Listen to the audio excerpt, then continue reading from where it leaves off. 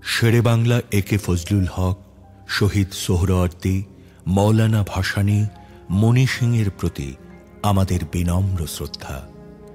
আমরা গভীর শ্রদ্ধা জানাই হাজার বছরের শ্রেষ্ঠ বাঙালি জাতির পিতা বঙ্গবন্ধু শেখ মুজিবুর রহমানকে। আমরা শ্রদ্ধা জানাই প্রবাসী সরকারের প্রধানমন্ত্রী তাজউদ্দিন আহমদকে। আমাদের বিনম্র শ্রদ্ধা রইল ৩০ লাখ শহীদ ও ৫ লক্ষ নির্যাতিত মা বোনের প্রতি। আমরা শ্রদ্ধা জানাই বীর মুক্তিযোদ্ধাদের, যারা স্বাধীন বাংলাদেশ সৃষ্টি করতে শহীদ হয়েছেন। আমরা শ্রদ্ধা জানাই লক্ষ লক্ষ মুক্তিযোদ্ধাকে, যাদের বীরত্বের কারণে আমরা স্বাধীন বাংলাদেশ সৃষ্টি করতে পেরেছি।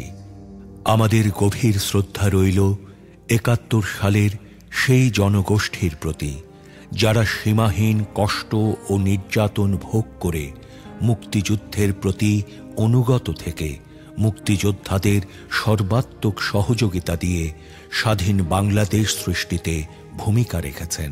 আমি মাহবুব জামান। আমার বাবার নাম মোহাম্মদ মিসির আলী, মায়ের নাম সুফিয়া বেগম। আমাদের গ্রামের বাড়ি আসলে মুন্সিগঞ্জের টঙ্গিবাড়ি উপজেলার হাসাইল গ্রামে। গ্রামে আমাদের খুব বেশি থাকা হয়নি। জন্ম আমার আরমানিটোলায় ১৯৫০ সালের ২২শে জানুয়ারি। বাবার মৃত্যু হয় আমার ১৩ বছর বয়সে। আমার বাবা সরকারি চাকরি করতেন, উনি ইনকাম ট্যাক্স অফিসার ছিলেন। তখন আমরা ছিলাম আরমানিটোলায়। আমরা ৭ ভাই বোন। যেহেতু শৈশবে বাবাকে হারাই, তখন আমার একদম বড় ভাই ইন্টারমিডিয়েট পরীক্ষা দিয়েছিলেন, আর তারপরের জন মেজো ভাই উনি ম্যাট্রিক পরীক্ষা দিয়েছিলেন। বলা যায় যে আসলে এই দুই ভাইয়ের উপরেই আমাদের সাংসারিক দায়িত্বটা বর্তায়। সে কারণে আমাদের শৈশবটা বেশ দারিদ্র পীড়িত অবস্থায় কেটেছে বলা যায়। ওনারা খুব মেধাবী ছাত্র ছিলেন। আমার বড় ভাই তখনকার দিনে ইস্ট পাকিস্তানে একটা বোর্ডে ছিল, তো ইস্ট পাকিস্তান বোর্ডে বড় ভাই সেকেন্ড হয়েছিলেন, আর আমার মেজো ভাই ফোর্থ হয়েছিলেন ২ বছর পরে। আমরা ভাই বোনরা সবাই মোটামুটি ২ বছরের ব্যবধান সম্পর্কে জীবনটা আমরা ঠিক গ্রামের জীবনের সাথে পরিচিত না। আমাদের একদম আমার চাচারা সব গ্রামে ছিল। এখন যদিও ওখানে যেতে মাত্র ৪৫ মিনিট থেকে ১ ঘন্টা লাগে, আগে সারাদিন লাগতো ওই লঞ্চ নৌকা ইত্যাদি ইত্যাদি করে। এখন গাড়ি নিয়েই চলে যাওয়া যায় ওখানে। বাবা মারা যাওয়ার পরে আমাদের বেশ কষ্টের জীবনযাপন করতে হয়। আমার ২ ভাই টিউশনি করেন। পরে আমার বোন উনি পড়াশোনা করতেন, তখন স্কুলে ছিল। আমার পড়াশোনাও হচ্ছে যে আমরা ওখান থেকে আরমানিটোলা থেকে পরে চলে আসি আমরা লালবাগে। লালবাগ থেকে আমরা চলে আসি কমলাপুরে। তখন কমলাপুর স্টেশনটা হয় নাই। এখন কমলাপুর স্টেশনের যেখানে মাল গুদাম, সেই জায়গাটায় আমাদের বাসা ছিল, এবং সেখানে আমরা ছিলাম অনেক দিন পর্যন্ত। পরে যখন রেল স্টেশন হলো, তখন আমাদেরকে উৎখাত করে দেওয়া হলো, এবং তখন আমরা চলে আসলাম গ্রিন রোডে। সেই গ্রিন রোড থেকে আস্তে আস্তে সেন্ট্রাল রোড, মানে আইডিয়াল স্কুল অ্যান্ড কলেজ, তার কাছাকাছি। তারপরে আস্তে আস্তে ধানমন্ডি। আমি এখন ধানমন্ডিতে থাকি। আমরা এখন জীবিত আছে মাত্র ২ জন। আমি এখানে, আর আমার এক বোন আছে, উনি স্কটল্যান্ডে থাকেন। স্কটল্যান্ডে বৈবাহিক সূত্রে ৬৪ সালে চলে গেছিলেন, তারপরে ওখানে আছেন, এখনও জীবিত আছেন, দুলাভাই নেই। আমার বড় ৩ ভাই পড়াশোনা করেছেন আরমানিটোলা স্কুলে। ওইখানে হেডমাস্টার ছিলেন শামসুদ্দিন স্যার। তখন শামসুদ্দিন স্যারের বেশ নাম ছিল। শামসুদ্দিন স্যার ৬০ সালের দিকে ওখান থেকে ওয়েস্টার্ন স্কুলে চলে আসে। ওয়েস্টার্ন স্কুলের নামটা এখন সবাই খুব জানেও না, কিন্তু তখন বেশ শামসুদ্দিন স্যারের কারণেই বেশ পরিচিত ছিল। রেজাল্টটা খুব ভালো হতো। আমরা কমলাপুর থেকে ওয়েস্টার্ন স্কুলে আসতাম। এটা তখনকার দিনে বেশ বিস্ময়কর ছিল, কিন্তু আমাদের এইটা ছিল হচ্ছে যে একই হেডমাস্টারের কাছে আমরা ৫ ভাই পড়াশোনা করবো, সেইটা। এবং এই যে আজকের দিনে আমরা যে শিক্ষক ছাত্রদের সম্পর্ক দেখি, ওই সময় সম্পর্কটা কীরকম ছিল সেটা ভিন্ন কাহিনী। সেটা একটা মানে বলা যায় যে সেটা আলাদাভাবে অনেক গল্প করা যায়। তো কাজেই আমরা এই শামসুদ্দিন স্যারের কাছে পড়ার জন্য আমরা দুই ভাই, আমি এবং আমার ইমিডিয়েট বড় যে ভাই, সেও আমেরিকার ছিল, করোনার সময় মারা গেছে। তো আমরা দুইজন ইসের থেকে ওয়েস্টার্ন স্কুলে আসতাম। ওয়েস্টার্ন স্কুলে আমি যখন পড়ি ক্লাস 6 থেকে, আমার ক্লাস 6 থেকে পড়াশোনা শুরু এখানে। আমরা যখন ক্লাস 9-10-এ পড়ি, অর্থাৎ 64, 65, তখন বেশ কিছু ছাত্র আন্দোলন হয়। আমার ঠিক 62 ছাত্র আন্দোলনের কথা মনে নাই, তবে 58 সালে, ওই 58 সালে যখন আইয়ুব খানের মার্শাল ল হয়, তখন আমার মনে আছে যে আমাদের একটা এতই কড়াকড়ি ছিল, আমরা হাফ হাতা শার্ট পরে যেতে পারতাম না, কারণ নিয়ম করছিল যে ফুল হাতা শার্ট পরতে হবে এবং হাত গুটানো যাবে না। সাইকেল, আমার সাইকেল ছিল না, আমার ভাইয়ের সাইকেল ছিল, সাইকেলে বেল না থাকলে সাইকেল চালাতে দিত না।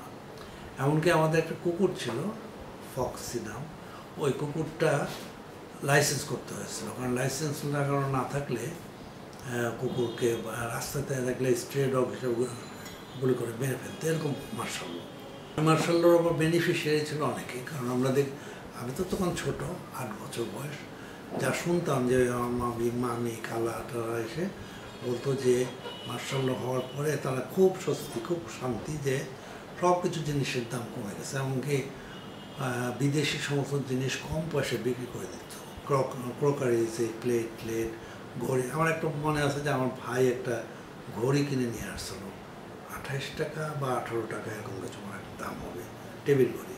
ওই টেবিল ঘড়িটা ছিল আমাদের বাসায় অনেকদিন পর্যন্ত। তো কাজেই ওই মার্শাল্লোর একটা বেশ চারিদিকে বেশ প্রশংসাই শুনতেছিলাম। আমরা তো আর রাজনীতির জটিলতা বুঝতাম না, যে কি পরিপ্রেক্ষিতে 54 সালে নির্বাচন হচ্ছে, তারপরে যুক্তফ্রন্ট জিতছিল, এত কিছু এগুলো পরে জেনেছি। আমরা শুধু মার্শাল ল দিয়েছি আর শুনতাম যে আইয়ুব খান হচ্ছে বলে ওই লৌহ মানব। আরও কিছু আছে যে আমাদের নিজেদের অভিজ্ঞতা, যে স্কুলে ওই পরিষ্কার পরিচ্ছন্ন করা দায়িত্ব পড়তো, সমস্ত স্কুল প্রাঙ্গণটাকে পরিষ্কার করা। আইন ধরে আমাদেরকে ইরান থেকে অথবা সৌদি আরব থেকে আসা খেজুর আর দুধ দিত। হ্যাঁ, এখন কলেজে আসলাম, সেটা হচ্ছে 66 সালে। এসএসসিটা কত সালে? এসএসসিটা 66 সালে। আমি ওয়েস্টার্ন স্কুল থেকে আমি পাস করলাম, কোনোরকম কলেজে ভর্তি হলাম।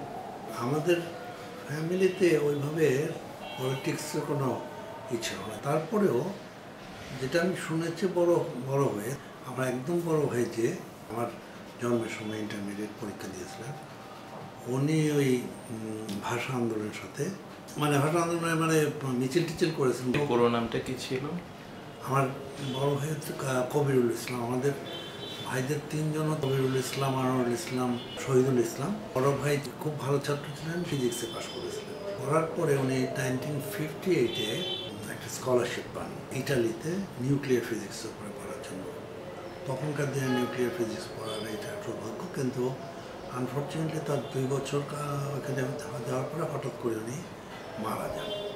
তারপরের ভাই হচ্ছেন বর্তমানে পিএইচডি করান আর্কিটেকচারে, আনোয়ারুল ইসলাম। অনুভাই হিসাবে বুয়েটে মোটামুটি সবাই চেনে, কারণ উনি সিভিল ইঞ্জিনিয়ারিং পাস করেছিলেন 56-এ। তারপরে আবার আর্কিটেকচার যখন শুরু হয়, তার ফার্স্ট ব্যাচে 5 জনের মধ্যে একজন। কাজেই উনি আর্কিটেক্ট হিসেবে পরিচিত, ইঞ্জিনিয়ার হিসেবে পরিচিত।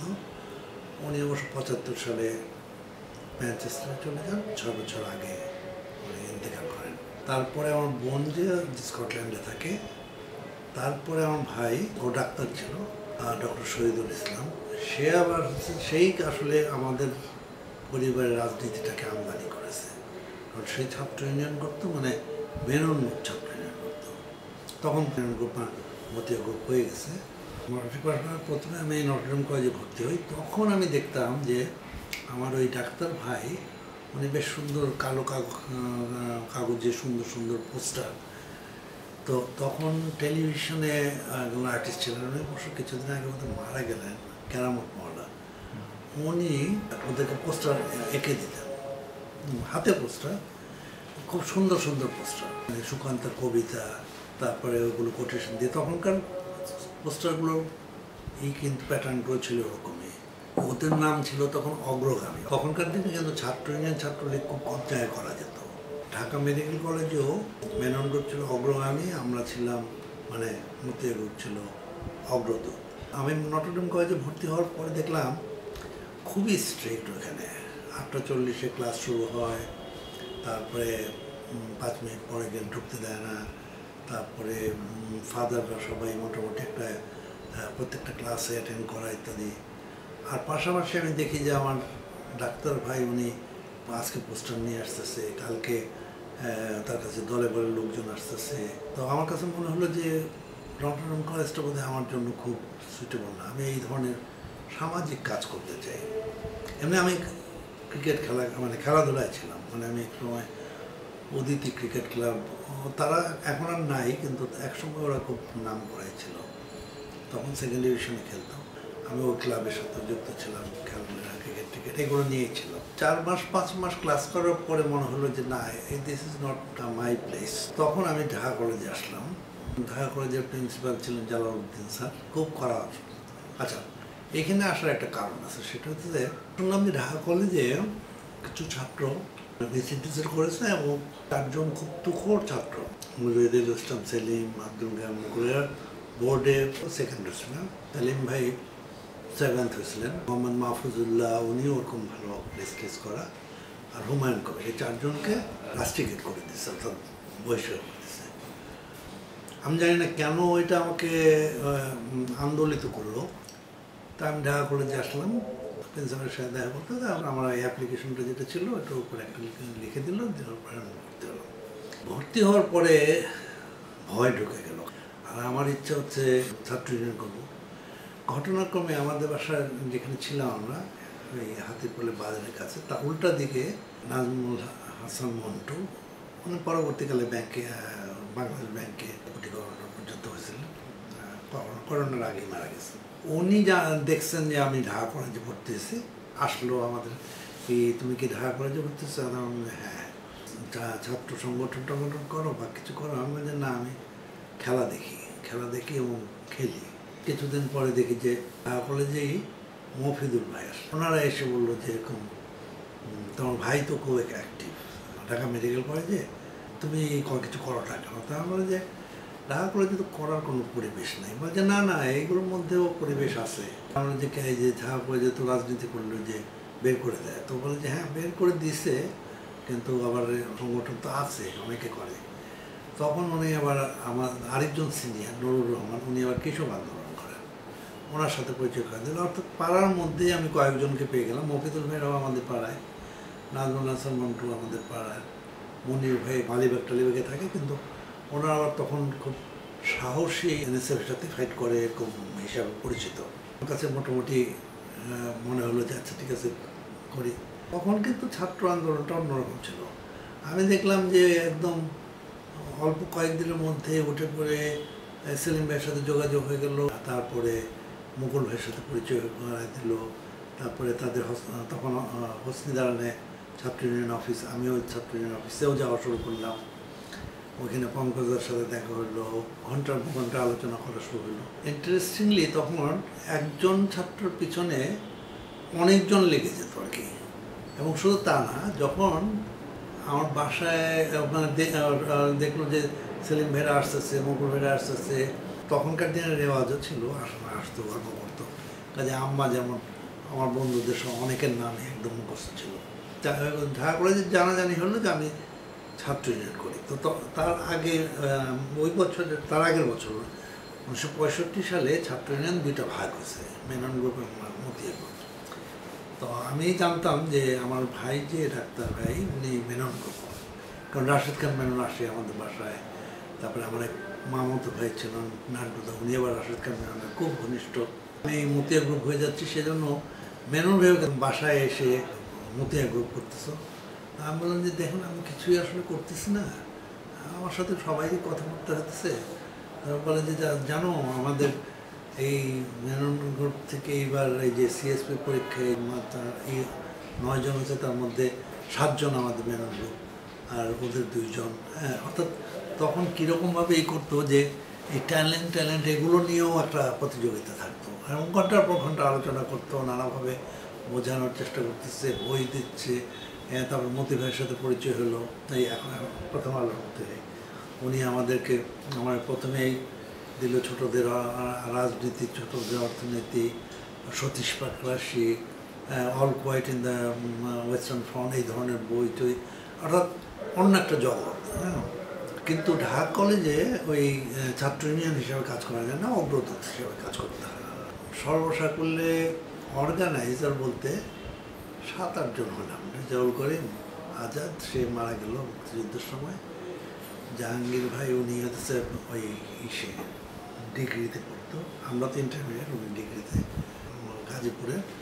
এরকম আমরা 7 জন বোধহয়, তাদেরকে নিয়ে আবার বসে আলোচনা করে। একদিন হঠাৎ করে দেখি ঢাকা কলেজে বেশ হইচই, কি যে মুজাহিদুল ইসলাম সেলিম আসছিল, ক্যান্টিনে বসেছিল মিটিং করার জন্য। এমন সময় জালালউদ্দিন স্যার গিয়ে ধরে ফেলছে, ওনাকে পুলিশে দিয়ে দিতেছিল। এমন সময় আমাদের ইংরেজি টিচার নোমান স্যার তাকে কোনোরকমে বের করে দিচ্ছে। এই জন্য আবার জালালউদ্দিন স্যার অকথ্য ভাষায় নোমান স্যারকে গালিগালাজ করতেছে ইত্যাদি। এগুলো করতে করতে যখন সেকেন্ড ইয়ারে উঠলাম আমরা, প্রিন্সিপালের অত্যাচার আছে, সেই জন্য ঢাকা কলেজে উল্টা দিকে একটা রেস্টুরেন্ট ছিল, চিটাগাং রেস্টুরেন্ট। ওই চিটাগাং রেস্টুরেন্টে গিয়ে আমরা আড্ডা দিতাম, বা ছাত্র ইউনিয়নের কথাবার্তা ইত্যাদি। ওই মনির ভাই রেগুলার মোটামুটি যেত, মফিদুল ভাই ছিল ইংরেজি বিভাগের, পরে ইঞ্জিনিয়ারিং বিভাগের অধ্যাপক হয়েছে শকত ভাই, উনি ওই এলাকারই ছিলেন, উনি থাকতেন আসতেন। একদিন আমরা নিজেরা কথা গল্প করতেছি, এমন সময় একটা ইয়াং ছেলে আসলো, এসে বললো যে আপনি কি মাহবুব জামান? তা আমি বললাম যে হ্যাঁ। তো আমি বললো যে আমার নাম নিজামুদ্দিন আজাদ, আমি ছাত্র ইউনিয়ন করবো, আমাকে সেন্ট্রাল অফিস থেকে বলছে আপনার সাথে যোগাযোগ করতে। আমি খুব খুশি হলাম, খুবই উজ্জ্বল, তরুণ, দেখতে শুনতে ভালো, কথাবার্তা ভালো ইত্যাদি। তো তারপরে সে বললো যে আমার সাথে আরও 2-3 জন বন্ধু আছে, তারাও ছাত্র ইউনিয়ন করবে। নিজামুদ্দিন আজাদের সাথে আমার একটা খুব ভালো সম্পর্ক হয়ে গেল। এটা করতে করতে আমরা ছাত্র ইউনিয়নে বেশ সক্রিয় হয়ে গেলাম। তখন ইলেকশন পদ্ধতিটা ছিল যে ক্লাস থেকে রিপ্রেজেন্টেটিভ নির্বাচিত হবে, তারা পরে গিয়ে বিপিজিএস করবে ইত্যাদি। তা আমিও দাঁড়ালাম আমার ক্লাসে, কিন্তু আমি 1 ভোটে হেরে গেলাম। তো আমি যার কাছে হেরেছিলাম, ডাক্তার নিজামুদ্দিন ফারুক, ওর সাথে কিন্তু আমার এখনও বন্ধুত্ব কি ওর one of my best friend বলা যায় এখনো পর্যন্ত। তো তখনকার পরিবেশটা ছিল এরকমই। তারপরে যে আমরা কম্পিটও করছি আবার ছাত্রলীগ, বরং ও এখন পারিবারিক বন্ধুই বলা যায় আমাদের। ঢাকা কলেজ মুভমেন্টের পর থেকে ছাত্র ইউনিয়ন নামে করলো, ছাত্রলীগ অভিযাত্রী ছিল, তারা ছাত্রলীগ নামে করা শুরু করলো। এগুলো করে আমরা ইউনিভার্সিটিতে আসলাম। আমি আসলাম 68-এ। তো আমার ন্যাচারাল কোর্সে আমার ভর্তি হওয়ার কথা আসলে ইঞ্জিনিয়ারিংয়ে, কারণ ভাই আর্কিটেক্ট, আরেক ভাই ডাক্তার। আমরা তখন কমিউনিস্ট পার্টির সাথেও যুক্ত হয়ে গেছি মোটামুটি। 69 মুভমেন্টের পর থেকেই আমরা কমিউনিস্ট পার্টি, ছোট ছোট গ্রুপ ছিল, গ্রুপের মধ্যে ছিল। আমাকে বললো যে আসলে ইঞ্জিনিয়ারিং তো সবাই পড়ে, এখানে কাজ করার স্কোপ খুব কম, তোমরা যেহেতু সংগঠক আর্টস ফ্যাকাল্টিতে পড়ো। তা আমরা হ্যাঁ ঠিক আছে, তাহলে ইকোনমিক্সে পড়ি। তো ইকোনমিক্সে ভর্তি হয়ে গেলাম এবং SM হলে অ্যাটাচড। তারপরে আমাকে পার্টিতে বললো যে দেখো ইকোনমিক্সে তো সেলিম আছে, আমি মাহফুজা নাম যে, সেও তো ইকোনমিক্স, তারপরে আবরার ভাই ছিল, তারাও অনেকে ইকোনমিক্স। তো স্ট্যাটিস্টিক্সে পড়া, স্ট্যাটিস্টিক্স সাবজেক্টটা আমার খুব বেশি জানাও ছিল না তখন। কিন্তু যেহেতু মতি ভাই স্ট্যাটিস্টিক্স পড়তো, তারপরে মুকুল ভাই স্ট্যাটিস্টিক্স পড়ে, আমার 1 বছর সিনিয়র, আমাকে বললো যে স্ট্যাটিস্টিক্স পড়ো, এবং স্ট্যাটিস্টিক্সের ভবিষ্যৎ কিন্তু really it is all related to planning and all this things. কাজে আমি দেখলাম যে আচ্ছা ঠিক আছে পড়ি। আমার বাসায় এটা একটা রিয়াকশন হয়েছিল যে তারা বললো যে অল দি থিংস স্ট্যাটিস্টিক্স কেন পড়া। তো আমিও তখন একটু যুক্তি দাঁড় করালাম যে ভবিষ্যৎ প্ল্যানিং ইত্যাদি ইকোনমির সাথে যুক্ত, প্লাস ম্যাথমেটিক্সের সাথে রিলেটেড। ম্যাথমেটিক্স আমার কাছে ভালো লাগে। ম্যাথমেটিক্স না পড়ে স্ট্যাটিস্টিক্স পড়ে, সেমন থেকে আমি চলে আসলাম তখন FH হলে। তো FH হলে যখন আসলাম তখন দেখলাম যে আমি আর মুকুল ভাই ছাড়া ছাত্র ইউনিয়ন আর কেউ নাই, যে আমাদের খুঁজে বের করতে হবে। তারপরে খুঁজে একজনকে পেলাম, কায়সার ভাই। এর পিছনে তো সবই ওই সায়েন্স ফ্যাকাল্টির পড়ুয়া ছাত্ররা, তো তারা খুব বেশি ছাত্র সংগঠন করতে চাইতো না আর কি। তারপরেও ছাত্রলীগও মোটামুটি স্ট্রং ছিল, কারণ আব্দুল কুদ্দুস মাখন ছিল, যিনি পরে ডাকসু জেনারেল সেক্রেটারি হয়েছে, বিপ্লবী ছাত্র ইউনিয়ন তারাও ছিল আমাদের এছাড়া। তো আমরা আস্তে আস্তে একজন দুজন করে এর মধ্যে হঠাৎ করে দেখা গেল যে তখন তো আসলে 68 মানে আইয়ুব খানের উন্নয়নের এক দশক এরকম পালিত হচ্ছে চারিদিকে খুব। তো আমরা চেষ্টা করতাম যে কীভাবে আমাদের উপস্থিতিটা জানানো যায়। তখন ওইখানে ছাত্রলীগও খুব স্ট্রং না, আর এনএসএফ স্ট্রং না হলেও ওদের দাপটটা ছিল অনেক।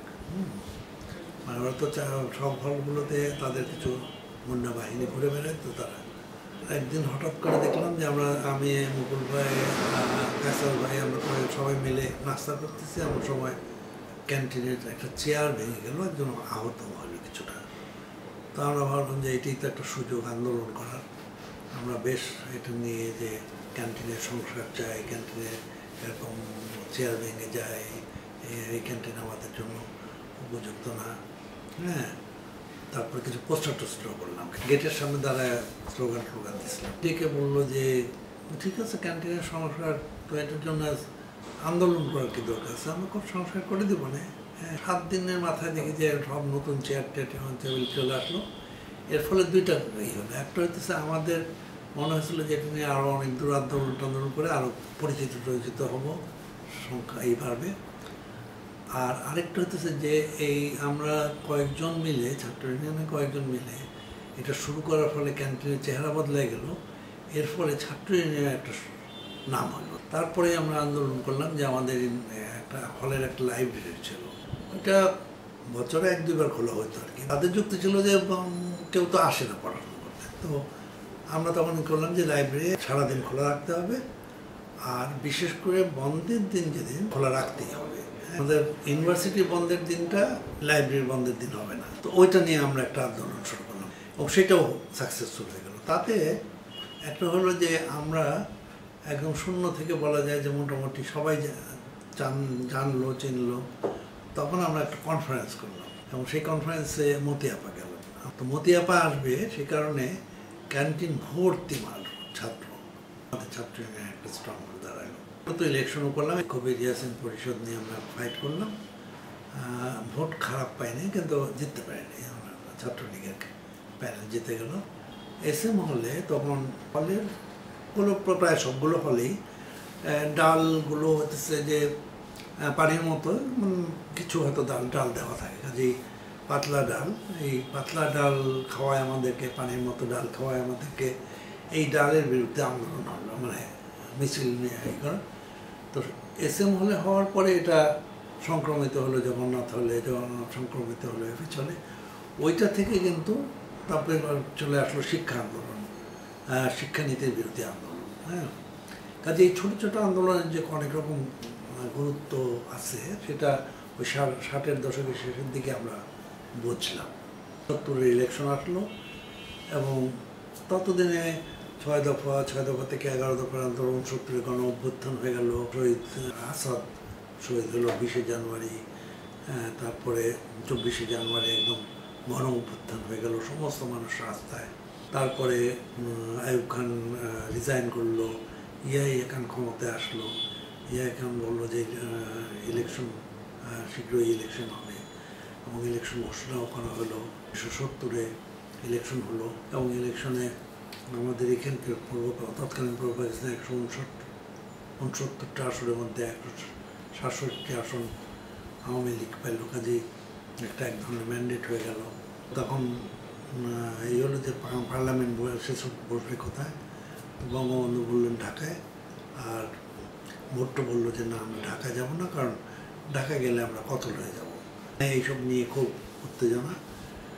তো 3রা মার্চ ছিল সংসদ বসার তারিখ। তো আমরা 1 মার্চ আমি তখন আমার একটা পরীক্ষা চলতেছিল। তো পরীক্ষা দিচ্ছি, আমি যেহেতু স্ট্যাটিস্টিক্স, আমার এটা ছিল সায়েন্স অ্যান্ড এক্সপেন্ডিং। তো সায়েন্স অ্যানেক্স বিল্ডিংয়ে পরীক্ষা দিচ্ছি।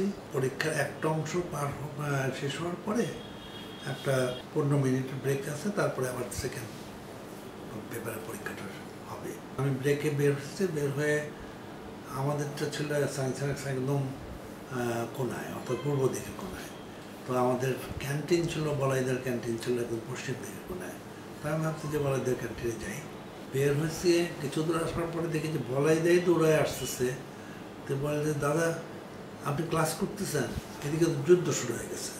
যুদ্ধ শুরু হয়ে গেছে মানে বলে যে এখন বক্তৃতা দিচ্ছে, অধিবেশন বসবে না, কাজেই মিছিল বের হয়ে গেছে। মধুর ক্যান্ডের থেকে মিছিল বাইরে আসতেছে।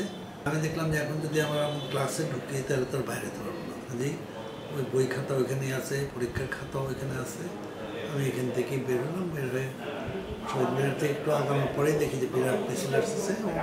তোফায়েল ভাই তখন ছাত্র নেতা ছিলেন না, কিন্তু হয়তো আগে ডাকসুর এপি ছিলেন, 69 নেতা, কিন্তু উনি সামনে আছেন, মিছিলের সামনে আছেন। তোফায়েল ভাই ছাড়াও আবার তখনকার ডাকসুর নেতা মানে আসম আব্দুর রব, তারপরে আব্দুল কবির, তারা বেশ বীর দর্পে আসতেছে। ওই দিক থেকে এসএম হল থেকে মিছিল আসতেছে, এখান থেকে কার্জন হল থেকে মিছিল শহীদ মিনারের দিকে আসতেছে, মানে একটা বেশ আর কি। আমরাও এটার মধ্যে জয়েন করলাম, করে তারপরে ঠিক হলো যে সবাই আমরা পুরো যাবো, কুরবানি হোটেলে যাবো। কুরবানি হোটেলে যাওয়ার কারণটা হচ্ছে তখন আওয়ামী লীগের ওই সংসদীয় কমিটি মিটিং চলতেছিল কুরবানি হোটেলে।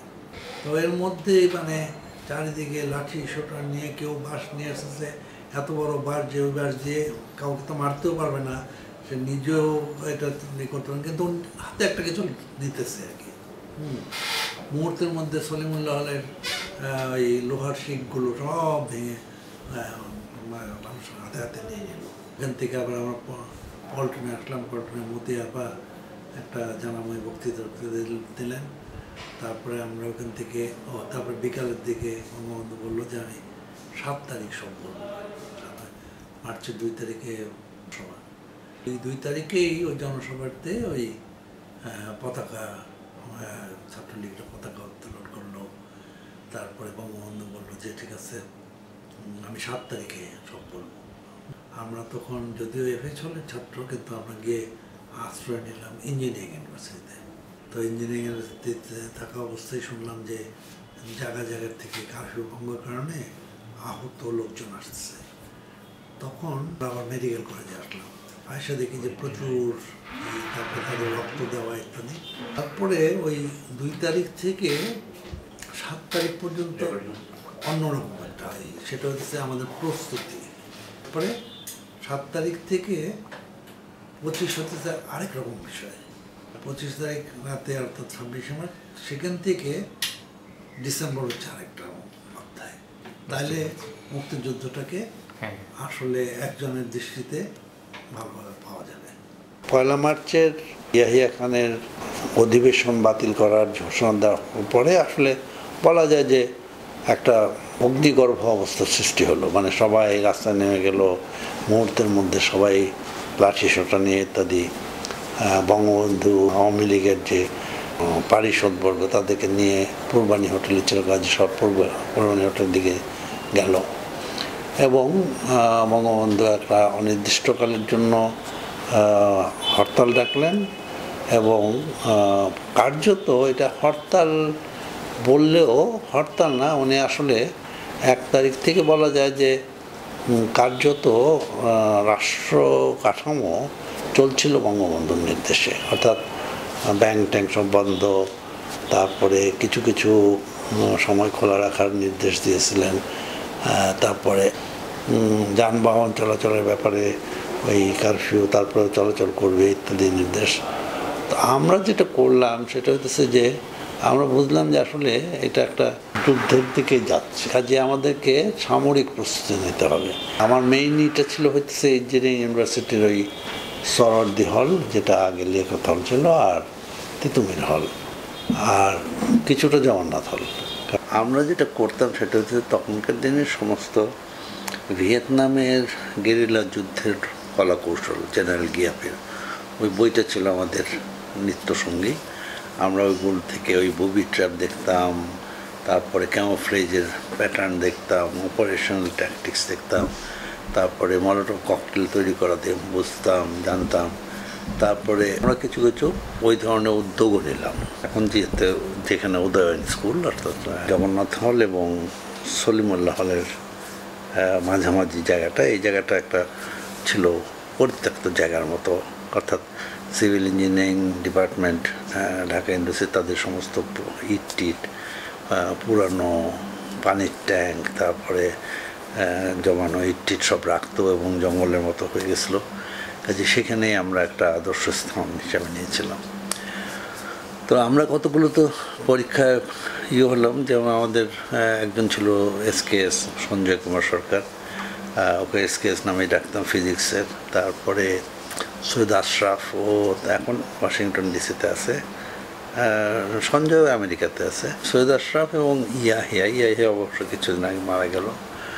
ওরা ছিল আমাদের ফেচলের, কিন্তু ও ছিল বায়োকেমিস্ট্রি, ও ছিল স্ট্যাটিস্টিক্সের। কাজে ওরা কেমিস্ট্রি ল্যাব থেকে বিভিন্ন অ্যাসিড, সালফিউরিক অ্যাসিড, অন্য অ্যাসিড ট্যাসিড এগুলো নিয়ে আসতো। ওগুলো নিয়ে আমরা ইঞ্জিনিয়ারিং ইউনিভার্সিটিতে নানা জাতীয় বোমা টোমা তৈরি করার এই করি, এবং সেগুলোর প্র্যাকটিস গ্রাউন্ডটা ছিল সেই উদয়ন, এখনকার যে উদয়ন স্কুল। সেখানে হয়তো দেখলাম যে একদিন রাত্রে করে দিয়ে ওই যে পানির ট্যাঙ্ক, সেই ট্যাঙ্কটা ফেটে গেছে।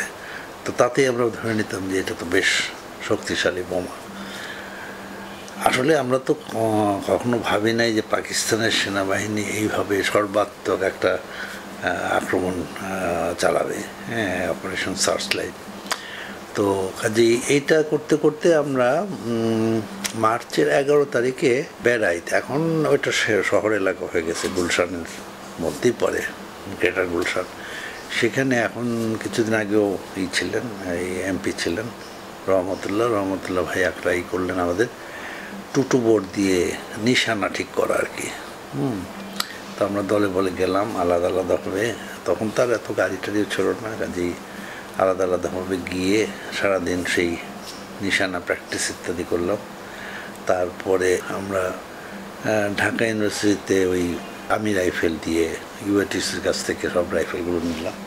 তখন ইয়াজউদ্দিন স্যার, উনি ছিলেন NCC মানে স্কাউটের দায়িত্বে, কাজেই তার কাছ থেকেই করে আমরা সব বন্দুকগুলো নিলাম, যেটা আমরা একটা ট্রেনিং নেওয়ার জন্য।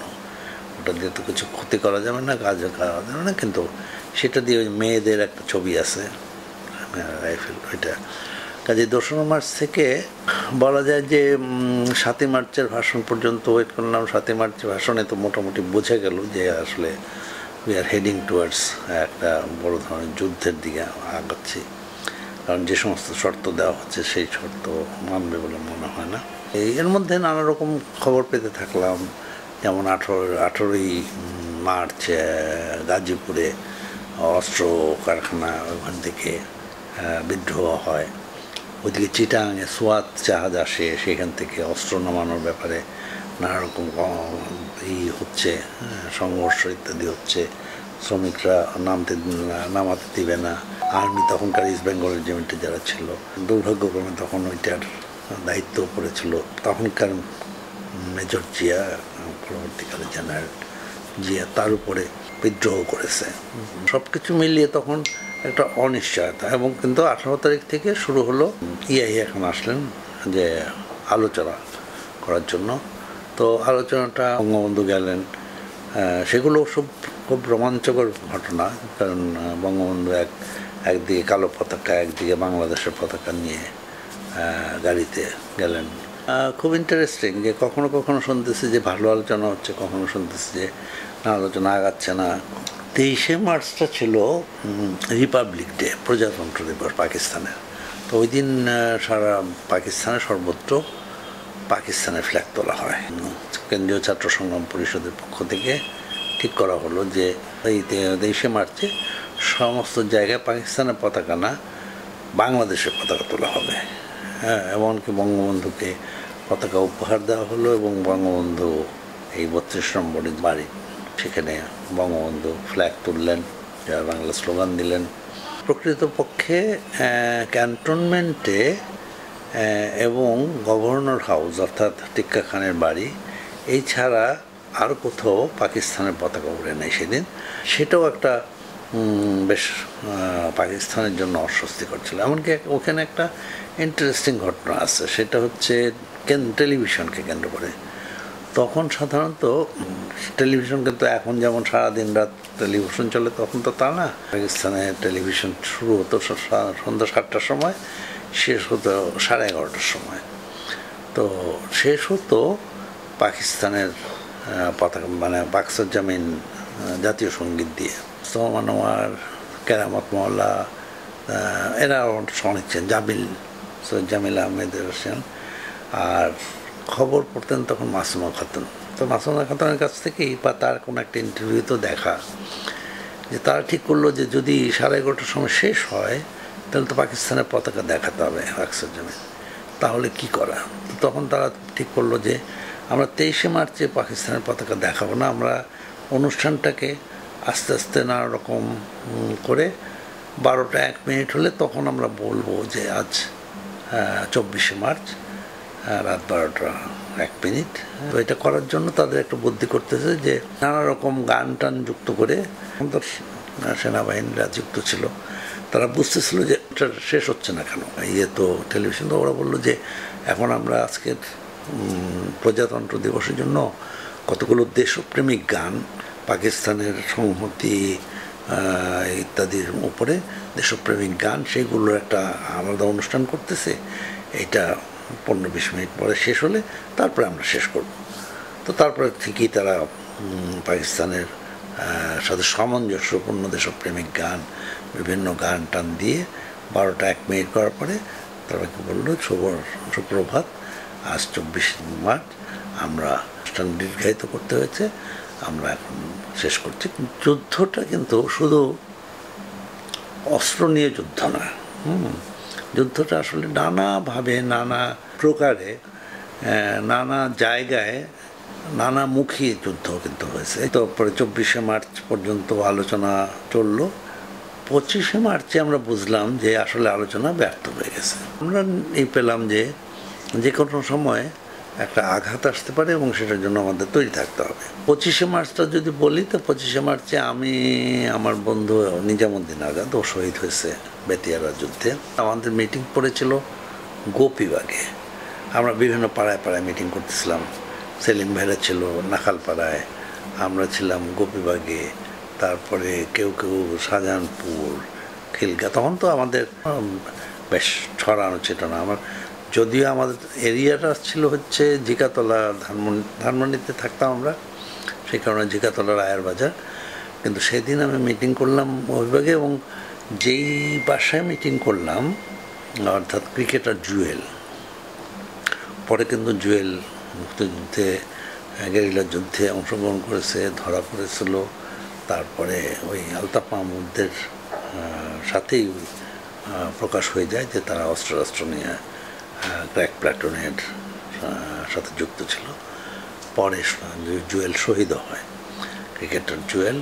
ওই তার একটা বোমার আঙুল উড়ে গিয়েছিল, সেটা থেকে সে ডিটেক্টেড হয় যে সে যুদ্ধে ছিল। তো ওইসব মিটিং টিং করে আমরা যখন ফিরি, তখন আমরা আমার হলে ফিরলাম না, মানে ফজলক হলে। আমি এবং আজাদ দুজনেই ধানমন্ডি চলে আসলাম। ধানমন্ডিতে আমরা যখন পৌঁছালাম তখন প্রায় 11টা 11:30 বাজে। দেখি যে তখন চারিদিকে একটা উত্তেজনা, মানে সবাই গাছ কেটে কেটে ফেলছে। এমনকি আমরা যখন এখনকার সায়েন্স ল্যাবরেটরি ওখান দিয়ে আসি, তখন তো প্রচুর গাছ ওখানেও তখন দেখলাম যে ধানমন্ডি অনেকেই গাছ কেটে কেটে ব্যারিকেড তৈরি করছেন। মানে কর্মকাণ্ডে যুক্ত না হয়ে আমরা বাসায় চলে আসলাম। অপারেশন সার্চলাইট প্ল্যান অনুযায়ী ছিল, এখন যখন দেখি ডকুমেন্টস ইত্যাদি, ওদের প্ল্যানটা ছিল হতেছে যে ঠিক 12টা 1 মিনিটে বঙ্গবন্ধুকে জীবিত অবস্থায় ধরতে হবে, অন্য নেতাদেরকে মারতে পারে, অ্যারেস্ট করতে পারে, যেটি করুক। সেখানে একটা লিস্ট আছে, বড় লিস্ট, এবং কমিউনিস্ট পার্টির নেতাদেরকে,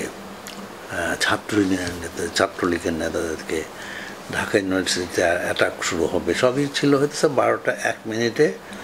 প্রথমে ইলেকট্রিসিটি এবং টেলিকমিউনিকেশন অফ করে তারপর বঙ্গবন্ধুকে গ্রেফতার করবে, যা জীবিত অবস্থা ধরবে, এবং লেখাই ছিল জীবিত অবস্থা ধরতে হবে। অপারেশন সার্চলাইটের ডকুমেন্টস পড়লে এগুলো বিস্তারিত জানা যায়। কিন্তু সামহাও এই 10টা 10:30টার দিকেই এই প্রস্তুতির কারণে এটা ক্লিকেজ হয়ে যায় যে পাকিস্তান আর্মি অপারেশনস নামবে। কাজেই চারিদিকে ব্যারিকেড, এই ফার্মগেটে ওখানে স্বরাষ্ট্রমন্ত্রী ছিল আসাদুজ্জামান কামাল, তার নেতৃত্বে ওখানে বড় ব্যারিকেড হয়েছে। বড় ব্যারিকেড মানে কি, আমাদের ব্যারিকেড মানে তো হচ্ছে গাছ ফেলে দেওয়া এবং বড় জোর কিছু পানির ট্যাঙ্ক এই জাতীয় ইত্যাদি। আমরা তো ধরে নিয়েছিলাম যে সেগুলো দিয়েই বোধহয়, কিন্তু ওগুলো তো পাকিস্তানের ট্যাঙ্ক বাহিনীর কাছে কিছুই না। তবে হ্যাঁ, কিছু কিছু জায়গায় তাদের নেমে ওগুলো পরিষ্কার করতেছে বা আমাদেরকে দিয়ে করাইছে। আমরা তখন ধানমন্ডিতে, আমরা বুঝলাম যে প্রচুর ট্রেসার বুলেটটা হচ্ছে যে এটা উপরে গিয়ে আলো ছড়ায়, তাতে বোঝা যায় যে কোথায় মানুষ আছে, কোথায় গুলি করতে হবে। তো ট্রেসার বুলেট দিয়ে পুরো শহরটাকেই বলা যায় আলোকিত করে ফেললো। এবং আমরা বুঝলাম যে প্রথম দিকে বুঝলাম যে ইউনিভার্সিটি এইসব জায়গায় কিছু এই হতেছে। পরে যেটা বুঝলাম যে তাদের মেইন টার্গেটটা ছিল হচ্ছে রাজারবাগ পুলিশ স্টেশন, পিলখানার ইপিআর আর ছাত্র। তাদের একটা এখন কাগজপত্র পড়লে বোঝা যায় যে তখনকার জিওসি হামিদ রাজা, তার একটা বই বের হয়েছে, stranger in my own country. তো ভালো ইন্টারেস্টিং বই, ওটা পড়লেও আসলে মুক্তিযুদ্ধের ভয়াবহতা, বিশালতা, তাদের পরিকল্পনা। কারণ তার বইতে কিন্তু লেখা আছে যে আমরা যখন অপারেশন সার্চলাইট এন্ডোর্সমেন্টের জন্য যাই ইয়াহিয়া খানের কাছে, তখন ইয়াহিয়া খান ওই নোটের মধ্যে লিখে দিয়েছে kill 3 million people, 3 million bastard Bengalis, rest of the people will be feeding in my palm. অর্থাৎ 30 লক্ষ বাঙালিকে হত্যা করো, বাকি মানুষ আমার হাতের মুঠে খাবে। তো কাজেই ওই 30 লক্ষটা হঠাৎ করে আজগুবি কোনো নাম্বার না, এটা কিন্তু মানে অপারেশন সার্চলাইটের একটা এন্ডোর্স ডকুমেন্টস। এখন তারা 30 লক্ষ করতে পারছে নাকি 28 লক্ষ করছে না 31 লক্ষ করছে, দ্যাট ইজ এটা যুদ্ধে তো সাধারণত হয় কি, যুদ্ধের সংখ্যা কিন্তু গুণে হয় না। এটার কতগুলো স্ট্যাটিস্টিক্যাল মেথড আছে, কতগুলো ডেমোগ্রাফিক মডেল আছে, তথ্যচিত্র আছে, প্রমাণ আছে, ডেমোগ্রাফিক যে ট্রেন্ড সেগুলো আছে। তো সেটা কিন্তু এখন প্রমাণিত সত্য। যদিও আমরা এই জেনোসাইডের স্বীকৃতির জন্য জাতিসংঘে নানা রকম উদ্যোগ আয়োজন করতেছি। আমরা 71 থেকে বা অন্যান্য বিভিন্ন সংগঠন থেকে, মুক্তিযুদ্ধ জাদুঘর থেকে, ঘাতক দালাল নির্মূল কমিটি থেকে, প্রজন্ম 71 থেকে অনেকে এটার উপরে পড়াশোনা করছেন। 4টা এই জেনোসাইড নিয়ে যারা কাজ করে তারা স্বীকৃতিও দিয়েছে, কিন্তু জাতিসংঘ এখনো পর্যন্ত স্বীকৃতিটা দেয় নাই। কিন্তু জাতিসংঘের ডকুমেন্টস পড়লে কিন্তু দেখা যাবে, জাতিসংঘের ওয়েবসাইটে গিয়ে ডেমোগ্রাফি অফ দি নেশনস এই চ্যাপ্টারে গেলে দেখা যাবে যে বাংলাদেশের, অর্থাৎ তৎকালীন পূর্ব পাকিস্তানের 60 থেকে 65, এই 5 বছর করে ওরা নেয় আর কি, 60 থেকে 65 ছিল গ্রোথ রেট ছিল 14.71%, 65 থেকে 70 ছিল 15.1%, 70 থেকে 75 হচ্ছে 5.6%, 75 থেকে 80 আবার 14%। কাজে ওই যে কমে গেল, সেখানে কিন্তু 30 লক্ষ না আরও বেশি হয়। তবে সেটার একটা যুক্তি আছে, সেটা হচ্ছে যে 1970 সালে একটা ভয়াবহ ঘূর্ণিঝড় হয়েছিল, আনুমানিক 10 লক্ষ মানুষ মারা গিয়েছিল। কাজে সেটাকে অ্যাড করতে হয়। দুর্ভিক্ষে কয়েক লক্ষ মানুষ মারা গেছে, কাজে সেটা যুক্ত করতে হয়। এছাড়া বাকিটা কিন্তু মুক্তিযুদ্ধে শহীদ হয়েছে, মুক্তিযুদ্ধে মারা গেছে। এমনকি শুধু শরণার্থী কেন্দ্রে 7 লক্ষ থেকে 7.5 লক্ষর মতো মারা গেছে। যুদ্ধটা নানামুখী, বহু গল্প পাওয়া যাবে যেখানে সাধারণ মায়েরা যারা আমাদেরকে মুক্তিযুদ্ধের সময় সহযোগিতা করেছে, রাত্রে আমরা যে কোনো সময় যাওয়ার পরে আমাদেরকে রান্না করে খাইয়েছে, তাদেরকেও কিন্তু এর পরের দিনে হয়তো তাদেরকে হত্যা করা হয়েছে। তাদেরকে আমরা যোদ্ধা বলবো না কেন? মুক্তিযুদ্ধটা আসলে সমগ্র জাতির একটা যুদ্ধ ছিল, সমগ্র জাতি সেটাতে অংশগ্রহণ করেছিল। শুধুমাত্র মুসলিম লীগ, জামাত ইসলাম, নিজামে ইসলাম, আল বদর, আল শামস, ইসলামী ছাত্র সংঘ, পিডিপি এই জাতীয় কিছু লোক ছাড়া বাকি সকলেই কিন্তু মুক্তিযুদ্ধের সাথে যুক্ত ছিল এবং মুক্তিযুদ্ধ করেছে। কাজেই তারা বলা যায় সহযোগী মুক্তিযোদ্ধা। তো যাই হোক, তো 26শে মার্চের ওই ঘটনার পরে আমাদেরকে নতুন করে ঘুরে দাঁড়ানোর ব্যাপার আছে, কিন্তু তারা কিন্তু অনির্দিষ্টকালের জন্য কারফিউ ঘোষণা করলো। 26 তারিখ সারাদিন কারফিউ থাকলো, 27 তারিখ সকাল 9টা থেকে 12টা পর্যন্ত কারফিউ তোলা হলো। তো আমাদের বাসায় একটা নর্মাল রেসিডেন্সিয়াল ফোন ছিল, আজাদের বাসাও ছিল। তো আজাদকে টেলিফোন করে আমি জানালাম যে চলো 9টার সময় যখন নেই আমরা গিয়ে শহীদ মিনার দেখে আসি কী অবস্থা। তো ও আসলো, আমরা গেলাম। আমরা বের হয়ে দেখলাম যে আমাদের 4টা বাসা পরে, হ্যাঁ, খুব মুরব্বী একজন, উনি সকালে সম্ভবত, আমরা পরে জিজ্ঞেস করলাম গানের দোকানে, তা বললো যে উনি নামাজ পড়ার জন্য বের হয়েছিলেন, ফজরের নামাজ পড়ার জন্য 13 নম্বর রোডে ঈদগাহ মসজিদ বলে, সেই মসজিদে নামাজ পড়তে যাচ্ছিলেন, তখন তাকে নেওয়া আছে। ওই সময় অনেকেই ধরে নিয়েছিল যে নামাজ পড়তে গেলে হয়তো হবে না ইত্যাদি। তখন আসলে যেটা অবস্থা যে সবাই বাসাতে বের হয়ে ছুটাছুটি করছে, কেউ পালিয়ে অন্য কোথাও যাচ্ছে, কেউ রিক্সা করতেছে, কেউ, আমরা যেমন ঠিক করলাম যে আমরা শহীদ মিনার যাব। এখন যে জায়গাটায় বাইতুল মামুর মসজিদটা আছে অর্থাৎ কোনাটা, সেখানে দেখলাম যে অনেকগুলো লাশ। তারপর নীলক্ষেতে মোড়ে গিয়ে তো দেখি একদম সারিবদ্ধভাবে লাশ। ওগুলো দেখে টেকে আমরা ঠিক করলাম যে ঠিক আছে, তাহলে ইউনিভার্সিটির কোয়ার্টার ভিতর দিয়ে যাই। তো ইউনিভার্সিটি কোয়ার্টারে ঢুকতেই দেখা হলো, তখন আমাদের ফিজিক্যাল ইনস্ট্রাক্টর ছিলেন আমির স্যার। উনি বললো যে সব শেষ হয়ে গেছে, এখানে আসছিল তোমাদের ডিপার্টমেন্টের যে চেয়ারম্যান মনিরুজ্জামান স্যার, তাকে মারছে, ওখানে গোবিন্দ যে জিসি দেব স্যারকে মারছে, ওখানে জ্যোতির্ময় ঠাকুর তাকে মারছে, তারপরে এরকম সব টিচারদের কথা বললো যে তারা মারছে, মধুদাকে মারছে। তো তারপরে আমরা ওই এসে দিয়ে আমরা ইকবাল হলের ওখানে গেলাম। তো ইকবাল হলে তখন ইকবাল হল মানে সার্জেন্ট জহুরুল হক। তো সার্জেন্ট জহুরুল হক হল থেকে মাঝখান দিয়ে একটা ছোট গলির মতো ছিল ব্রিটিশ কাউন্সিলের পাশ দিয়ে, ওই দিকে যাওয়ার জন্য। তো আমরা ওই রাস্তাটা যাচ্ছি। তো ওইখানে ঠিক যেই জায়গাটায় যাব, সেখানে হচ্ছে একটা স্তূপ, লাশের স্তূপ।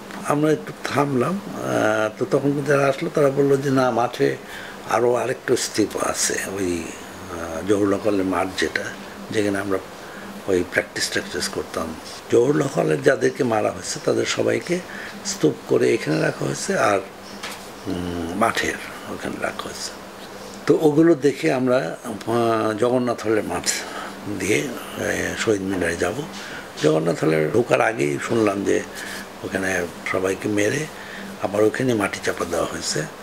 তো মাটি চাপা তখনও পর্যন্ত কিছু হাত বের হয়ে আছে, কিছু পা বের হয়ে আছে, হ্যাঁ, মাটি মাত্র ফেলছে, ট্রাকে মানে গর্ত করে তারপরে মাটি দিয়ে করছে, সব চাপাও দেয় নেই। তো বিভৎস, সেটা বর্ণনার করার মতো না। সেগুলো দেখে আমরা শহীদ মিনারে গেলাম। শহীদ মিনার তখনও পর্যন্ত অক্ষত ছিল। শহীদ মিনারে অনেকেই এসছে আমাদের মতো যারা রাজনৈতিক কর্মী বিভিন্ন জায়গায়, তারা জানার জন্য, বোঝার জন্য বা দেখার জন্য যে কি। আমরা যেটা বুঝলাম যে আমাদের ছাত্র ইউনিয়ন হিসাবে বা আমাদের কমিউনিস্ট পার্টি হিসাবে তখন ঠিক হলো যে নিরাপদ আশ্রয়ে চলে যাওয়া, পরবর্তীকালে জানানো হবে। শুনলাম যে রেডিওতে ঘোষণা করছে যে আরও 1 ঘন্টা বাড়ানো হয়েছে, 1টার সময় হবে। কাজে আমরা 1টার মধ্যে যাতে ধানমন্ডি পৌঁছানো যায় সেই অনুযায়ী গেলাম। শহীদ মিনারে গিয়ে শুনলাম যে একটা বিপ্লবী বেতার কেন্দ্র চালু হয়েছে যে চিটাঙে, তোমরা ওই FM খুঁজে দেখো যে পাও কেনা। ধানমন্ডি পৌঁছানোর পরে অ্যারাউন্ড 2টার দিকে আমরা শুনলাম। তো তখনও পর্যন্ত আওয়ামী লীগের তৎকালীন সাধারণ সম্পাদক M.A. হান্নান, তারপরে বেলাল মোহাম্মদ, তারা কিছুক্ষণ পরপর ঘোষণা দিচ্ছে, তারপরে কিছু গান শোনাচ্ছে, আমার সোনার বাংলাও গান শোনাচ্ছে। তখন জাতীয় সঙ্গীত হিসাবে না, এমনিই শোনাচ্ছে। আর কিছু দেশাত্মবোধক গান চলতেছে, আর কিছুক্ষণ পর অ্যানাউন্স করছে। তারপরে 27শে মার্চ 4:30-5টার দিকে মেজর জিয়ার ঘোষণা শুনলাম যে on behalf of the our supreme commander Bangabandhu Sheikh Mujibur Rahman আমি বাংলাদেশকে স্বাধীন ঘোষণা করতেছে। That was a great declaration, no doubt.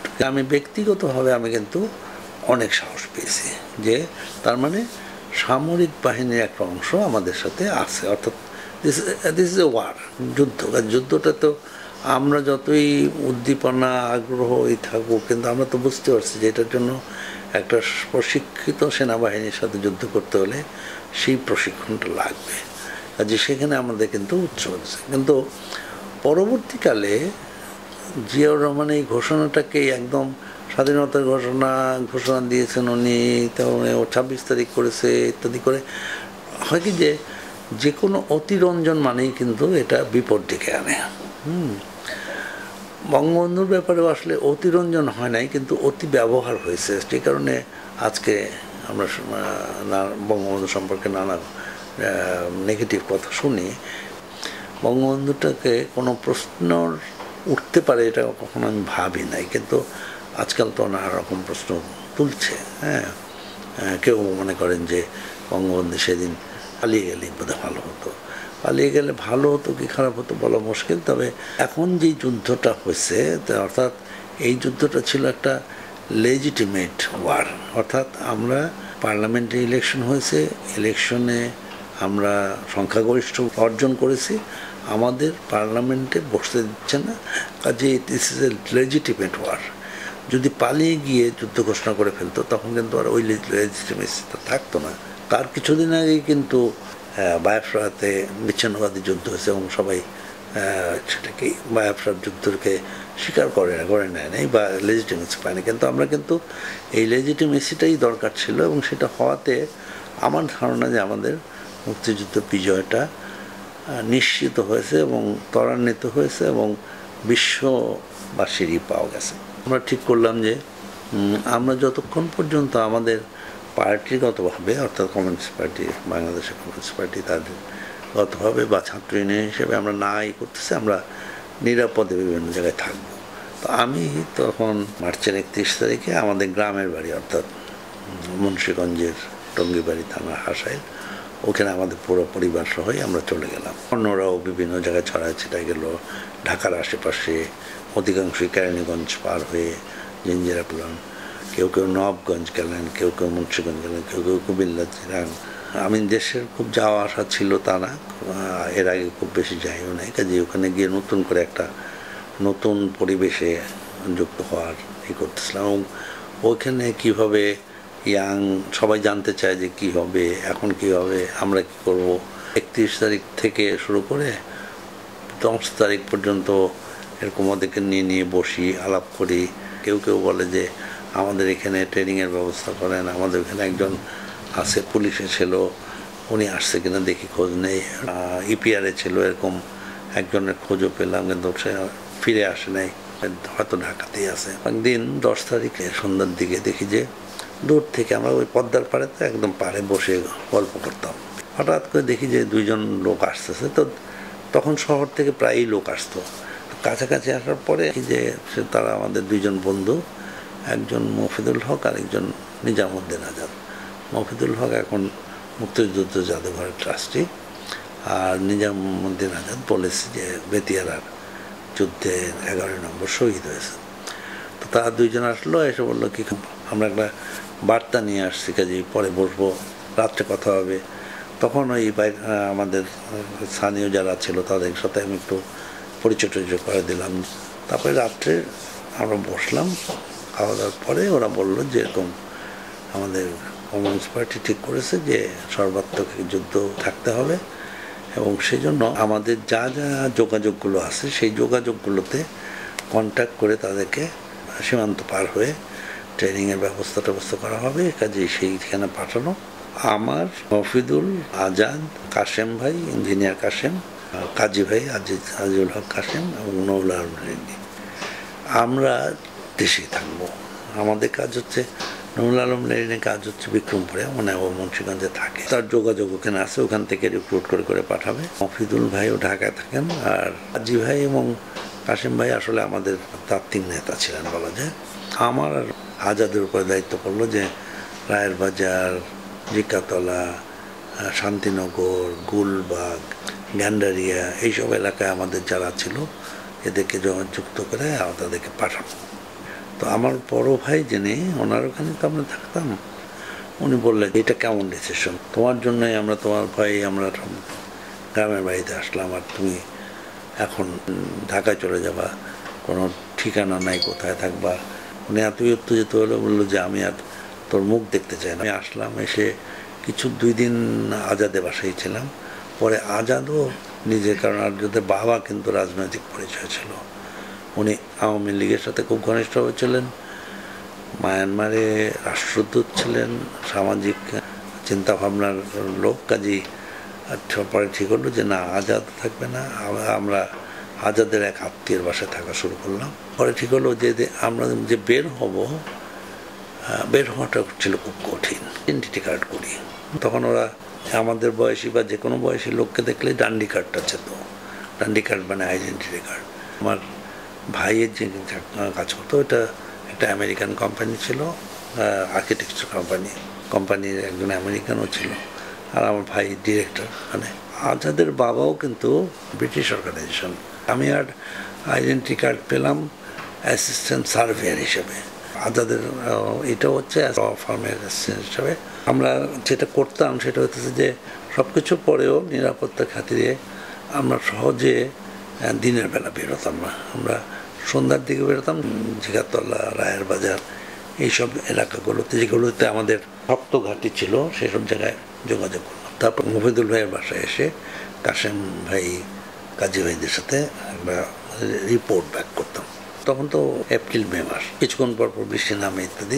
যখনই বৃষ্টি নামবে তখন আমরা বেরোতাম। তখন আবার এক রিক্সায় উঠতাম না, আমরা 2টা পাশাপাশি রিক্সা নিতাম, নিয়ে মতিঝিলের দিকে যেতাম বা ওই দিকে গিয়ে গ্যান্ডারিয়ার দিকে যেতাম। তা একদিন আমরা মতিঝিলের দিকে যাচ্ছি, আজাদের রিক্সা পার হয়ে গেছে, আমার রিক্সাটা আটকালো। ততক্ষণে বৃষ্টিও থেমে গেছে। কাজে ওরা ওই হাইকোর্টের 3 নেতার মাজার যে জায়গাটা, ওই জায়গাটা একটা ক্যাম্প করেছিল।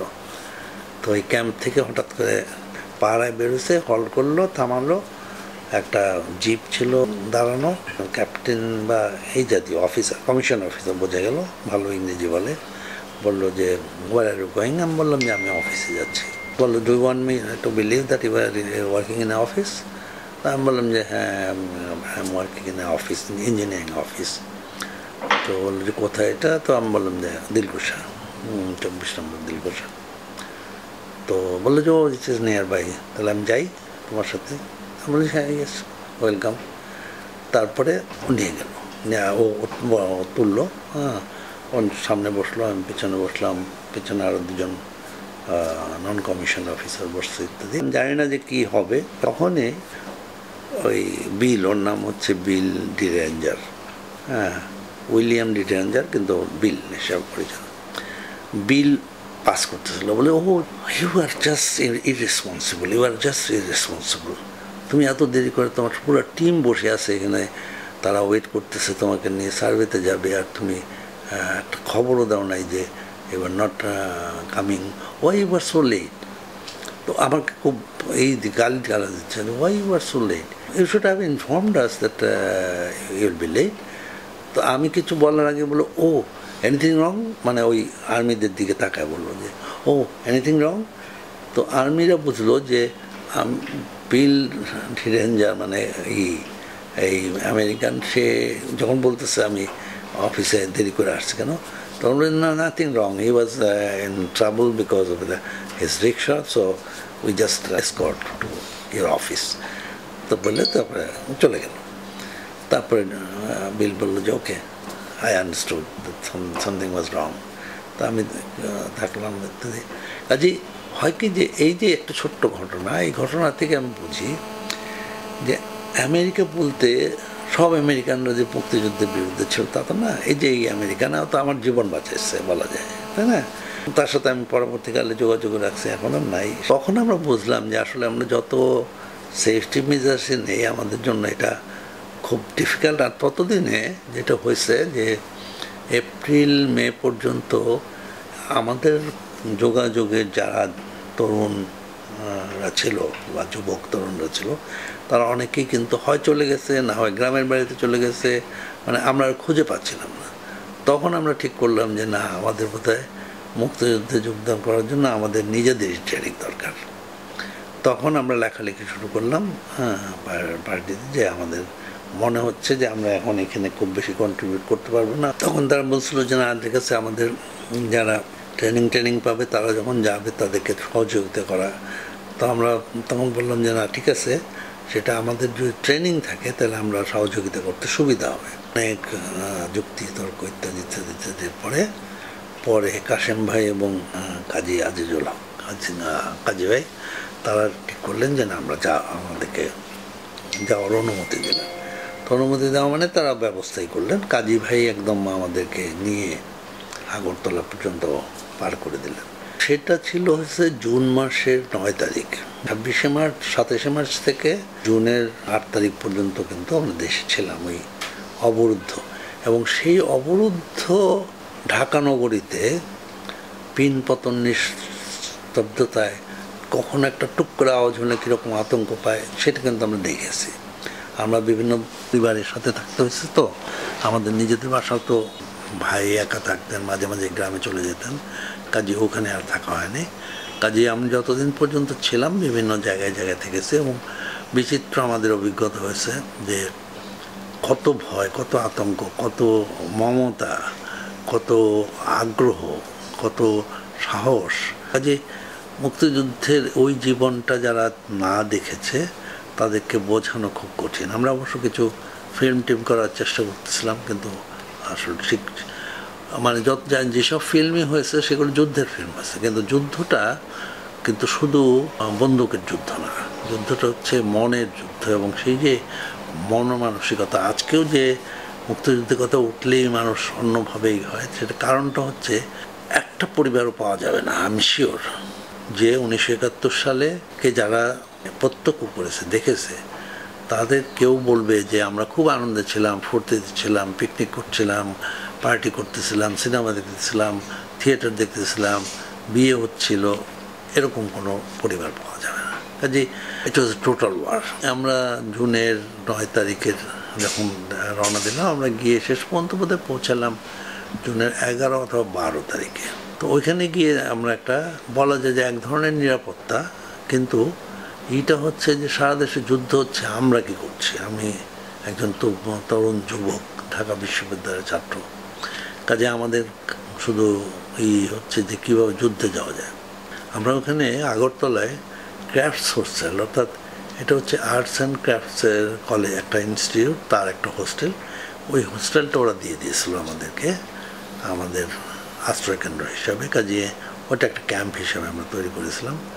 ওখান থেকে তারা কিছুদিন পরে যখন দেখলো যে আমাদের প্রচুর লোকজন যাওয়া আসা শুরু করেছে এবং আমাদের সংখ্যাটা বেশি, তখন তারা ওখানে একটা কাছে রাজবাড়ি ছিল, রাজবাড়িটাকেও আমাদের ব্যবহার করার জন্য দিল।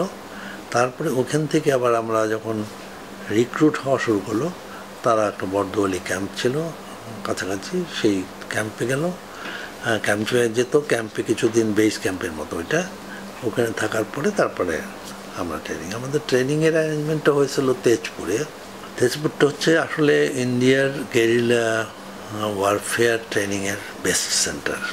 সেখানে ট্রেনিং হয়েছে, তারপরে আবার ওখান থেকে চুবাছাই করে একটা স্পেশাল ট্রেনিং দিত আরও 2 সপ্তাহের, 6 সপ্তাহ প্লাস 2 সপ্তাহ, প্রায় 2 মাসের রিগোরাস ট্রেনিং। আমরা অগাস্টের দিকে ট্রেনিংয়ে গিয়ে আমরা ফিরলাম অক্টোবরের দিকে। তখন আমাদের ঠিক হলো যে অক্টোবর থেকে আমাদের ইন্ডাকশন শুরু হলো, অর্থাৎ সেটা একটা ন্যাপ কমিউনিস্ট পার্টি ছাত্র ইউনিয়নের স্পেশাল গেরিলা বাহিনী। অনেকগুলো ব্যাচও হয়েছে। প্রথমে ব্যাচগুলো ছিল 200 জনের, সেটা ছিল প্রথম ব্যাচে প্রধান ছিলেন ওসমান গনি, সেকেন্ড ব্যাচটার লিডার ছিলেন মঞ্জুর আহসান খান, সেখানে ইয়াভেজ পান্ডা ছিলেন, মুজাহিদুল ইসলাম সেলিম ছিলেন, নিজামুদ্দিন আজাদের অপারেশনস এই টিমটা ছিল। আমরা হচ্ছে থার্ড ব্যাচ। গোলাম মর্তুজা খান, উনি অবশ্য অ্যাক্সিডেন্ট করে পরে মারা গেলেন। আমি ডেপুটি কমান্ডার ছিলাম। আর যেহেতু আমাদের ছাত্র ইউনিয়নের 200 ছিল, কমিউনিস্ট পার্টি ন্যাপের 200 ছিল, কাজে আমরা দুজন মিলে পুরা 400 জনের টিমটাকেই করেছি। পরে যেটা হলো যে ট্রেনিং শেষ হওয়ার পরে আমরা ঠিক করলাম যে আমরা বিভিন্ন জেলাগুলোতে ছড়ায় পড়বো, এবং সেই অনুযায়ী চিটাগাং আলাদা গেল, ময়মনসিংহ আলাদা গেল, নোয়াখালীর আলাদা গেল, কুমিল্লার আলাদা গেল। হ্যাঁ, আমাদের দায়িত্ব ছিল হচ্ছে বিক্রমপুর, মানে মুন্সিগঞ্জ এবং নারায়ণগঞ্জের একটা অংশ, 2500 এই জায়গাটা কেন্দ্র করে আমরা, আমাদের 22 জনের একটা টিম ছিল, সেটা মুন্সিগঞ্জের জন্য নিবেদিত। আর সেলিম ভাইদেরটাও বোধহয় 22 অথবা 23 জন। আমাদের ছোট ছোট টিম ছিল 22-23 জনের, তাদেরটা ছিল দোহার, নবাবগঞ্জ ইত্যাদি ইত্যাদি এলাকা। আমরা এসে দেখলাম যে আসলে সব জায়গায় কিছু নৃশংস বাহিনী তৈরি হয়ে গেছে। কেউ কেউ সম্মুখ যুদ্ধের জন্য তৈরি হয়েছে, টিপিআর থেকে এই করছিল, তারা তো সম্মুখ যুদ্ধে। কিছু ইস্ট বেঙ্গল রেজিমেন্টের তারা ছড়ায় ছিটা ছিল সেইভাবে। আমাদের এখানে যেমন হলো যে বঙ্গবন্ধুর সিকিউরিটি ইনচার্জ যে ছিল মহিউদ্দিন, তারা 4 ভাই, তার 4 ভাই মিলে একটা বিরাট বাহিনী তৈরি করে ফেলছে। তারপরে কিছু ছোট ছোট গেরিলা বাহিনীও আছে। তো ওদের সাথে আমাদের কোঅর্ডিনেশন করে আমাদের কিছু কিছু অপারেশনস করতে হয়েছে। মেজর অপারেশনসগুলো আসলে সত্যি কথা যে ওদের যে কনভেনশনাল আর্মির যে সাপোর্ট প্রশিক্ষণ, সেই অনুযায়ী তারা কিছু গানবোটে অপারেশন করেছে, গানবোট দখল করেছে। আমাদের অপারেশনসগুলো ছিল অন্য ধরনের। তেমন আমাদের 3টা অপারেশনশিপ আমরা বলতে পারি মেজর মানে খুব এই না। একটা হচ্ছে যে সোনারং স্কুল, এটা বেশ বড় স্কুল, মানে সত্যেন সেনের গড়া স্কুল, তার গ্রামের স্কুল, বিরাট স্কুল। ওখানে একটা ক্যাম্প ছিল, এটা ঠিক আর্মি ক্যাম্প না, এটা হয়তো রাজাকার ক্যাম্প, কিন্তু মাঝে মাঝে আর্মিরা আসতো। হ্যাঁ, তো সেইটা দখল করাটা একটা অপারেশন ছিল আমাদের। একটা কালভার্ট যেটা বন্ধ করলে ওদের আর্মিদের আসা যাওয়া বন্ধ করা যায়, সেটার একটা কালভার্ট উড়ে দেওয়ার অপারেশনস। আর আরেকটা হচ্ছে যে ওরা যখন বাজার পোড়াতে আসছে, সেই সময় যাতে সবাই মিলে প্রতিরোধ করা, সেরকম একটা করা। এবং এগুলো সবই হচ্ছে নভেম্বর ডিসেম্বরের দিকে। আমাদের হাইড আউটগুলো তৈরি করা, রাজাকারদের খোঁজ খবর রাখা। তারপরে এই রাজাকারদের খোঁজ খবর রাখার ব্যাপারে আসলে আমরা প্র্যাকটিক্যালি আমরা ব্যবহার করেছি বাচ্চাদেরকে। তারা খেলার ছলে সমস্ত কিছু দেখতো, কোন জায়গায় ক্যাম্প আসছে, কতজন আর্মি জিপ আসছে, হ্যাঁ, ওই অফিসার কতজন, ওটা বুঝতো, ওরা স্যালুট দেয়, কয়জনকে দেয়, সেটা দিয়ে অনেক ভেরি ইন্টারেস্টিং স্টোরি। মানে বাচ্চারা খেলতেছে, এক্কা দুক্কা খেলতেছে, ডান্ডাগুলি খেলতেছে, দেখতেছে, খেয়াল করতেছে, এবং তাদের যে অবজারভেশন পাওয়ার আনবিলিভেবল। তারা মানে এবং টাইম এই করেছে যে কখন আসে সাধারণত। ওইখানে যারা যারা অপারেশনস ছিল প্রায় 7টা বা 8টা গ্রুপ হবে, ছোট ছোট গ্রুপ। মূলত বড় গ্রুপ ছিল ওই মহিউদ্দিন ভাই এবং তার 4 ভাই মিলে, যে এটা তারা মূলত মুন্সিগঞ্জ শহর কেন্দ্রে ছিলেন। তাদের সাথে আমরা যোগাযোগ করলাম যে আমরা তো আসলে অপারেশনস করতাম না, কিন্তু অপারেশন করলে সাপোর্ট যাতে দিতে পারে, সেই সাপোর্টগুলোর জন্য তারাও এটা রাজি হলেন। তারা একটা ওই যে ওইটা তো অবশ্য আমরাও কিছুটা পার্টিসিপেট করেছিলাম, গানবোট করা। হ্যাঁ, এটা সম্ভবত নভেম্বরের 4-5 তারিখ বা এরকম সময় হবে আর কি। হ্যাঁ, গানবোট দখল করে ফেললো ওরা। পরে কোনো রকমে অন্য একটা লঞ্চ পিছনে যাদের ব্যাকআপ লঞ্চ ছিল সেটা দিয়ে পালিয়ে গেল। মুন্সিগঞ্জের যে টিমটা ছিল সেইখানে 13 তারিখে 13ই ডিসেম্বরে ইন্ডিয়ান আর্মি এসে জয়েন করলো। আর তাদের তো ছিল হচ্ছে, এক হচ্ছে মিরপুর থেকে অ্যাটাক করবে, আরেকটা হচ্ছে টাঙ্গাইল থেকে অ্যাটাক করবে, তারপর আরেকটা হচ্ছে এই নারায়ণগঞ্জ এই দিক থেকে অ্যাটাক করবে, কাজে ওইভাবে যশোরের দিকে অ্যাটাক করবে। তো তারই প্ল্যান হিসেবে তারা মুন্সিগঞ্জের ওই টিমটার সাথেই করলো। তখন ওই তাদের সাথে একটা বেতারের যোগাযোগের, এটাও আমাদের জন্য একটা বিরাট সৌভাগ্য ছিল যে ইন্ডিয়ান আর্মির মুভমেন্টগুলো আমরা তখন জানা শুরু করলাম। আমাদের পক্ষ থেকে এই লিয়াজোটা মেনটেন করতো এনামুল আজিজ, ও অবশ্য এখন জার্মানিতে থাকে। সে 13 তারিখে এসে খবর দিল যে Indian army is planning to for surrender appeal, এবং তারপরে তো তারা সারেন্ডার অ্যাপিল দিল, লিফলেট টিফলেট ছড়াইল ঢাকা শহরে খবর আমরা পেতাম না। এটা হচ্ছে ডিসেম্বরের 13 তারিখ থেকে 14 তারিখ থেকে তারা ওই হেলিকপ্টারে করে কে সারেন্ডার করার জন্য অ্যাপিল জানাইতো যে হাতিয়ার ডাল দেবো। তো তখনই বোঝা গেছে যে পাকিস্তানের আর্মির মনোবল ভেঙে গেছে। আমাদের বেশ কয়েকটা অপারেশনসের ফলে ওই গ্রামকে গ্রাম জ্বালায় দিছে, যেমন ওই আবদুল্লাপুর টাবদুল্লাপুর, এখন যেসব জায়গাতে খুব যাওয়া যায়, আগে তো ওগুলো সব ছিল খালের সাথে সংযুক্ত, কাজে খাল পাড়ে সমস্ত গ্রাম জ্বালায় দিছে। 14 তারিখ থেকে আমরা কন্টিনিউয়াসলি যোগাযোগ রাখা শুরু করলাম। 16 তারিখে আমরা দুপুরের দিকে বুঝলাম যে আজকে ওরা সারেন্ডার করবে। তারপরে পরে তো 4:31 সারেন্ডার করলো। আমাদের কাছে নির্দেশ আসলো যে যদিও সারেন্ডার করছে তোমরা এসে যাবে না, ঢাকা শহরে যাবে না। এখন ঢাকা শহরে স্ট্রে গুলিগালা হতেছে, নদীতে পার হওয়াটাও ঠিক হবে না।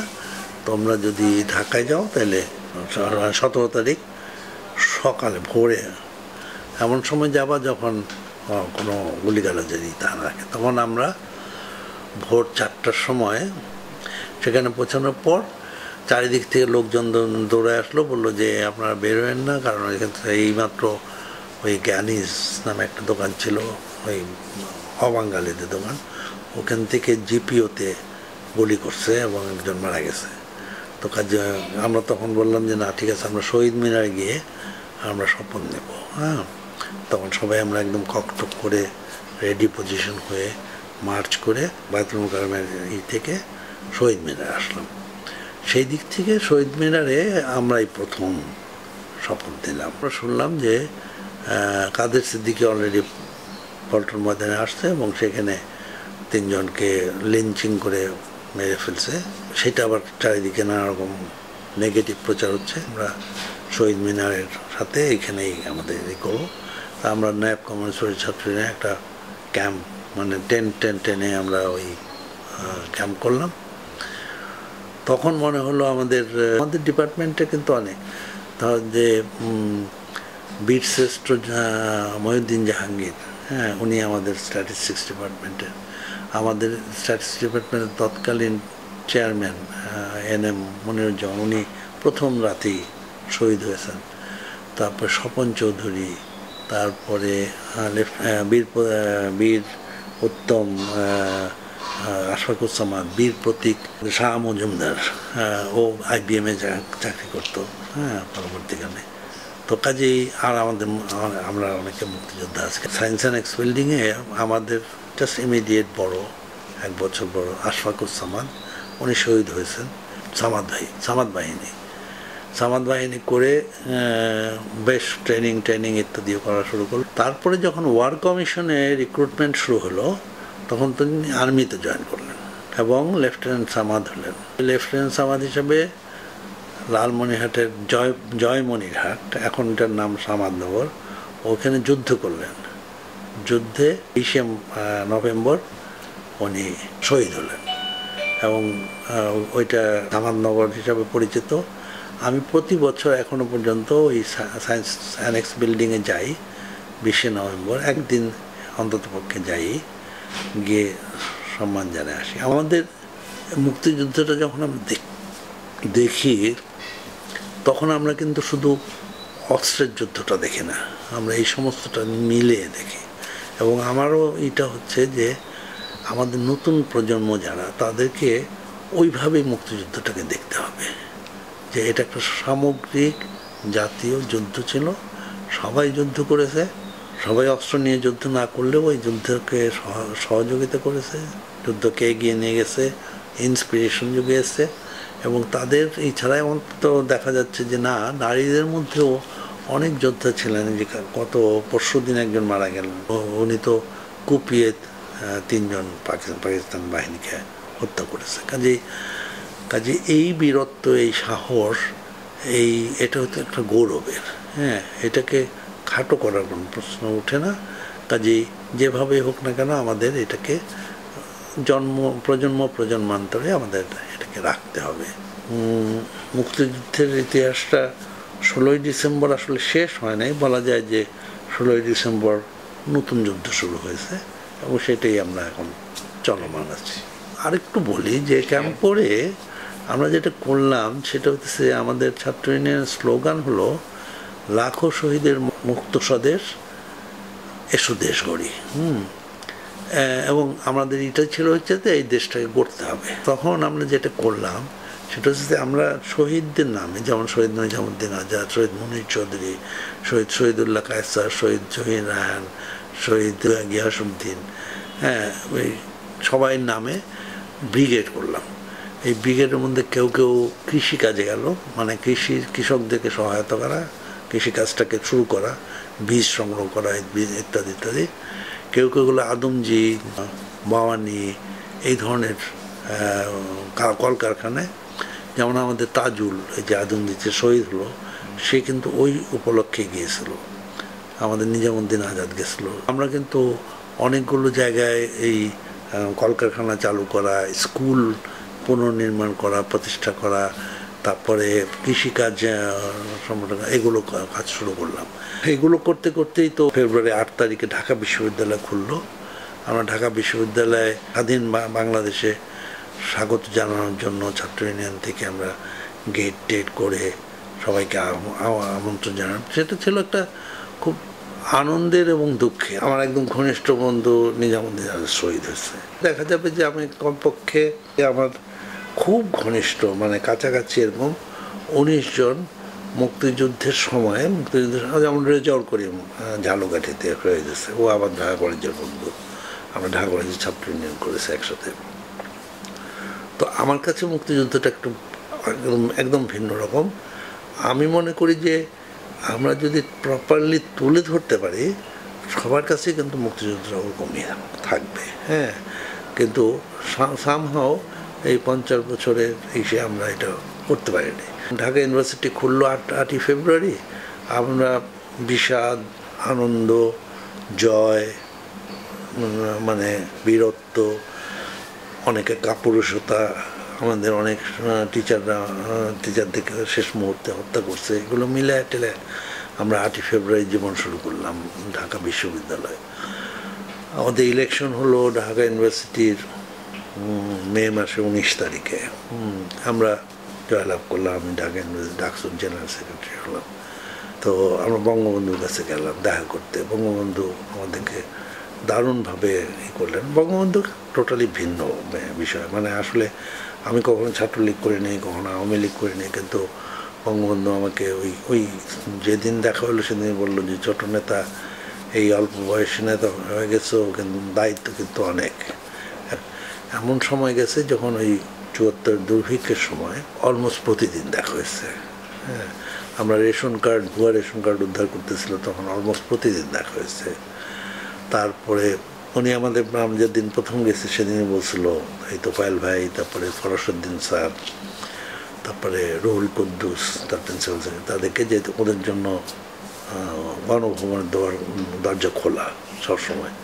এবং আসলে যে এরকম খোলা থাকতে পারে সেটা আমরা কখনো ভাবি নাই। হ্যাঁ, আমি ডাকসুর জেনারেল সেক্রেটারি না হলে বঙ্গবন্ধুর এত কাছাকাছি যাওয়ার কোনো সুযোগই পেতাম না। হ্যাঁ, আমি তাকে মানুষ হিসাবে দেখেছি, প্রকৃত মানুষ। হ্যাঁ, তাকে নর্মাল মানে গুঁড়া মাছ দিয়ে, কই মাছ দিয়ে ভাত খেতেও দেখেছি, লুঙ্গি পরা অবস্থায়ও দেখেছি, আবার একদম কুচকাওয়াজে আমি সেলুটও দিয়েছি তাকে ছাত্র ইউনিয়ন সম্মেলনে, অস্ত্র সমর্পণের সময়। বহু রূপে আমি তাদেরকে দেখেছি। ওনাকে বলা যায় একজন কমপ্লিট মানুষ বলতে যা বোঝায়। হ্যাঁ, ওদের সাথে স্মৃতি হচ্ছে 1973 সালের নভেম্বরে জোট নিরপেক্ষ সম্মেলন শেষ করে আসলেন, এসে খবর দিলেন, তখন তোফায়েল ভাই খবর দিলেন যে সেলিম তোমরা চলে আসো। তা আমরা গেলাম এই 32 নম্বরে আড়াইতলায় একটা ঘর ছিল, ওখানে বসলাম। তো সে তো উনি ডাকলেন, সাদা লুঙ্গি পরা, স্যান্ডো গেঞ্জি পরা। তো বললো যে দেখ, আমি বুঝে গেছি এইভাবে দেশ চলবে, আমরা দেশটাকে আর আগাইতে পারবো না। এই পৃথিবীর বিভিন্ন দেশে দেশে এখন অনেক হইতেছে, জাতীয় ঐক্য তৈরি করে ফেলতে হবে, সবাইকে মিলে করতে হবে। হ্যাঁ, এবং এই ফিদেল ক্যাস্ট্রো আমাকে বারে বারে শুধু বলে যে মুজিব সাবধান থাকো, সাবধান থাকো, তোমার বাঙালি আমাকে আমার বুকে গুলি করতে পারবে। আমি চিন্তিত তোদের জন্য, বড় ভাইয়ের জন্য, মানে মনি সিংয়ের জন্য, মুজাফর আহমদের জন্য। তোমাদের সাবধানে থাকা উচিত, আমাকে তো টাচ করবে না। তো এটা ছিল তার এবং তখনই কিন্তু আসলে ৭৩ নভেম্বরে উনি ঠিক করেছিলেন যে একটা জাতীয় ঐক্য, যেটাকে আমরা বাকশাল বলি। আসলে বাকশালের মেথোডোলজিটা কিন্তু আমরা কেউ পড়ি নাই। হ্যাঁ, এটা কিন্তু আসলে জাতীয় ঐক্য সৃষ্টি করার জন্য, এটা কিন্তু একদলীয় শাসন ব্যবস্থা সেটা না। তখন আফ্রিকার বিভিন্ন দেশে দেশে কিন্তু সেটা চলছিল, সবাইকে এক করে। যেমন জিয়াউর রহমান তো বাকশালের সদস্য হইতে চাইছেন, তারপরে ওর সেরকমভাবেই কিন্তু এইটাও হয়েছিল, কিন্তু ওইটা তো আর প্র্যাকটিস হতে পারলো না। কাজে যেহেতু প্র্যাকটিস হয়নি, কাজে এটা সম্পর্কে কি হইতে পারতো সেটা বলা মুশকিল। ৭১ ডিসেম্বরে স্বাধীন হলাম, কিন্তু ফেব্রুয়ারি ৮ তারিখে বিশ্ববিদ্যালয় শুরু করলাম। কিন্তু আমরা কিন্তু একটা ধ্বংসস্তূপের মধ্যে। আমাদের প্রথম বাজেট জুন ৩০ তারিখে হলো ৭৮৬ কোটি টাকার বাজেট। এখন আমরা ৭ লক্ষ কোটি টাকার বাজেট করি, কিন্তু তখন কিন্তু ৭৮৬ কোটি টাকার বাজেট। সমস্ত যানবাহন ব্যবস্থা চূর্ণ বিচূর্ণ, ব্রিজ ভাঙা, যোগাযোগ ব্যবস্থা নাই, জিনিসপত্র আমদানি রপ্তানি সেগুলো তখনও চালু হয় নাই। কাজেই সেগুলো করতে করতেই ৭৩ সালে আসলো বন্যা। তখন তো ডাকসুর আমরা ডাকসুর ছাত্র ইউনিয়নের পক্ষ থেকে আমরা প্রতীকী হিসাবে সোহরাওয়ার্দী উদ্যানে ধানের বীজ লাগানো শুরু করলাম, যে আমরা বীজতলা তৈরি করে এই বন্যার পরে, বন্যার সময় তো কেউ পানিতে ডুবে গেছে, কাজে কৃষকরা কাজ করতে পারতেছে না, কাজে বীজতলা করবো। এটা প্রতীকী করলাম যে বিভিন্ন ডিস্ট্রিক্ট করবো, এবং বিভিন্ন ডিস্ট্রিক্ট যেগুলো বন্যার উপরে ছিল, মানে বন্যা কবলিত না, সেখানে কিন্তু তারাও করলো। এবং বঙ্গবন্ধু রাত্র ২টার সময় কিন্তু আসলেন দেখতে, ওটা আমরা ছিলাম না। হ্যাঁ, কিন্তু যারা ছিল তাদেরকে বললো যে খুব ভালো হয়েছে, খুব ভালো হয়েছে ইত্যাদি, এবং একটা ডায়েরির পাতা ছিঁড়ে ওখানে লিখে দিল যে এই ধরনের কাজই চাই, তোরা এই দেশটাকে কীভাবে করতে পারবি ইত্যাদি। ওটা ছিল আমাদের কাছে অনেকদিন পর্যন্ত কমিউনিস্ট পার্টি অফিসে লাগানো ছিল। এরপর থেকে কিন্তু বঙ্গবন্ধু সব বক্তৃতায় ১ ইঞ্চি জমিও খালি রাখা যাবে না, এই বক্তৃতা দেওয়া শুরু করলেন। আমরা এইটুক বলতে পারি যে আমাদের জীবদ্দশায় আমরা যুদ্ধ করে পাকিস্তানের ৯৩,০০০ মানে প্রশিক্ষিত, সুশিক্ষিত, অভিজ্ঞ সেনাবাহিনীকে আমাদের সোহরাওয়ার্দী উদ্যানে খোলা মাঠের খোলা আকাশের নিচে সারেন্ডার করতে পেরেছি। দ্বিতীয় বিশ্বযুদ্ধের পরে এত বড় সারেন্ডার কখনো কোথাও হয়নি, পাবলিক সারেন্ডার। কাজে সেই গৌরবে কিন্তু আমরা গৌরবান্বিত। আমাদের প্রজন্মান্তরে তারাই বুঝবে যে মুক্তিযুদ্ধের গৌরবটা কোথায়। এই হচ্ছে আমার মুক্তিযুদ্ধের কথা। পরবর্তীকালে আমরা স্বাধীন বাংলাদেশে প্রথম ডাকসুর যে নির্বাচন, সেই নির্বাচনে সাধারণ সম্পাদক নির্বাচিত হই, মুজাহিদুল ইসলাম সেলিম সহসভাপতি হন। আমি ছাত্র ইউনিয়নের জেনারেল সেক্রেটারি ছিলাম। ১৫ই আগস্টের প্রতিরোধ ইত্যাদি আন্দোলনের কারণে জেলে থাকতে হয়েছে অনেক দিন পর্যন্ত, পলাতক থাকতে হয়েছে অনেক দিন পর্যন্ত। সেজন্য ছাত্র ইউনিয়নের জেনারেল সেক্রেটারি হয়েছে, প্রেসিডেন্ট হই নেই, কারণ তারপরে আকরাম প্রেসিডেন্ট হলো, কাজী আকরাম হোসেন। এর মধ্যে অবশ্য ৪ নভেম্বর ১৯৭৫ আমরা তখন সিনেটের মেম্বার ছিলাম, ঢাকা বিশ্ববিদ্যালয় সিনেটের। বঙ্গবন্ধুর মৃত্যু বা মহাপ্রয়াণে কোনো শোক প্রস্তাব কিন্তু আনুষ্ঠানিকভাবে কোথাও নেওয়া হয়নি। আমরা ৪ নভেম্বর ১৯৭৫ ঢাকা বিশ্ববিদ্যালয় সিনেটে একটা শোক প্রস্তাব নিয়েছিলাম। সেটা নিয়ে আমি মনে করি যে অন্ততপক্ষে ঋণ শোধ করা তো যাবে না, কিন্তু তারপরেও আমি পরবর্তীকালে যুব ইউনিয়ন করেছি, কমিউনিস্ট পার্টি করেছি। বলা যায় যে ১৯৯১ সালে কমিউনিস্ট পার্টি যখন ভাগ হয়ে যায়, তখন আমি অ্যাক্টিভলি রাজনীতির সাথে যুক্ত থাকিনি। আমি এখনও বলি যে আমার প্রথম এবং শেষ পার্টি হচ্ছে কমিউনিস্ট পার্টি। এখনও পর্যন্ত আমি আর কোনো রাজনৈতিক দল করিনি। তবে আমি একটা ঠিক করেছিলাম যে আমি যেহেতু সমাজতন্ত্র, বিপ্লব, দেশের মানুষ, এই জন্যই রাজনীতি করতাম। সেজন্য আমি যখন আমার ব্যবসায়িক কার্যক্রম শুরু করি তখন আমি ঠিক করেছিলাম 4টা জিনিস, যে এমন কাজ করব যেটা দিয়ে মানুষের উপকার হয়, সাধারণ মানুষের উপকার হয়। দ্বিতীয় হচ্ছে যে কর্মসংস্থানের ব্যবস্থা হয়। তৃতীয় হচ্ছে যে যেটার মধ্য দিয়ে কিছু উদ্ভাবন, কিছু ইনোভেশন থাকবে। আর চতুর্থ হচ্ছে আমাদের ন্যাচারাল রিসোর্সেস অর্থাৎ সোলার, উইন্ড, এগুলোকে ব্যবহার করা। আমি এখন জীবনের শেষ প্রান্তে এসে প্রায় আমার মনে হয় যে সবগুলোই কিছু কিছু টাচ করতে পেরেছি। আপনারা জেনে হয়তো খুশি হবেন যে কার্ড ফোন অর্থাৎ কার্ড দিয়ে টেলিফোন করা যায়, এটা 1991 সালে আমরা প্রথম শুরু করেছিলাম, যেটা দিয়ে গ্রামের প্রান্তরে প্রান্তরে মানুষ বিভিন্ন দেশে দেশে কথা বলতে পেরেছে। ওই কার্ড ফোন করলাম। তারপরে চিটাগাংয়ের আগ্রাবাদের যে সবচেয়ে বড় টাওয়ারটা, এখনও পর্যন্ত সবচেয়ে উঁচু টাওয়ার টেলিকমিউনিকেশন, সেটা ঘূর্ণিঝড়ের সময় 91 ঘূর্ণিঝড়ের সময় কাজে লেগেছে। আমি জুটের জেনোম সিকোয়েন্সিংটার একজন অথার, মানে ওটা অর্গানাইজ করেছি এবং 4 জন অথারের মধ্যে আমি একজন।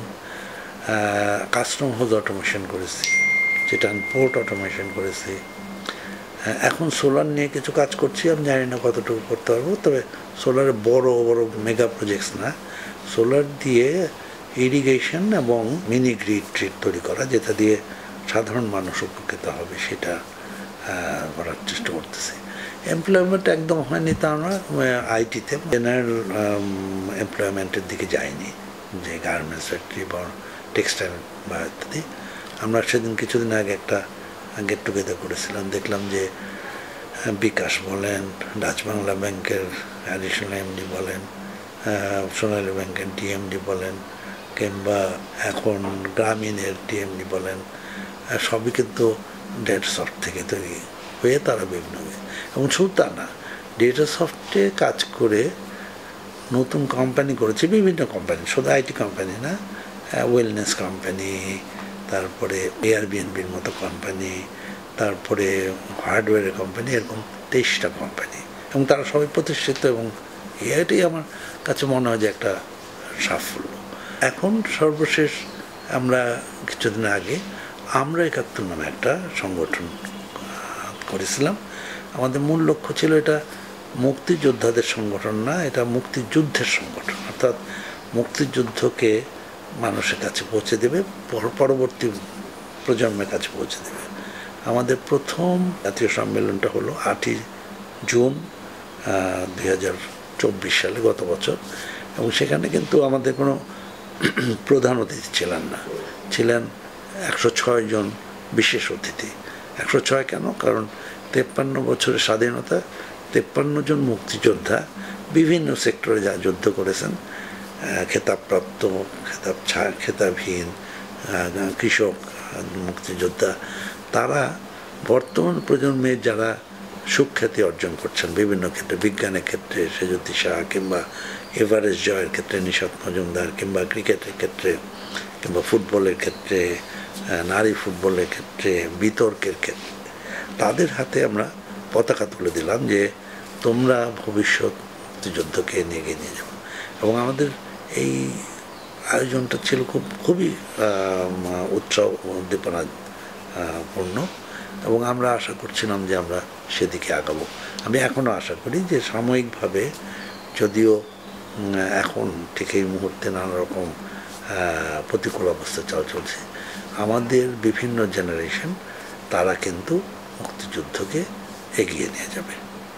এই হচ্ছে আমার মুক্তিযুদ্ধের পরিচয়, আমার পরিচয়।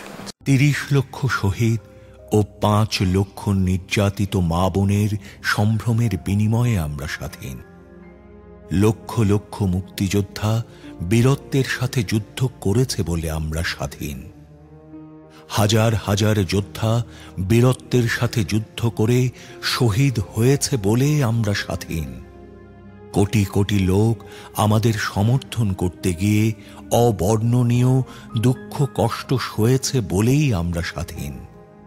হাজার বছরের শ্রেষ্ঠ বাঙালি জাতির জনক বঙ্গবন্ধু শেখ মুজিবুর রহমানের কাঙ্ক্ষিত বাঙালি জাতীয়তাবাদী চেতনার বিকাশ, শোষণমুক্ত বৈষম্যহীন সমাজ, মানবিক মূল্যবোধ, সামাজিক ন্যায় বিচার, সামাজিক অর্থনৈতিক রাজনৈতিক সাম্য প্রতিষ্ঠা করে জনগণকে ক্ষমতার প্রকৃত মালিক করে আমরা এদের ঋণ শোধ করতে পারি।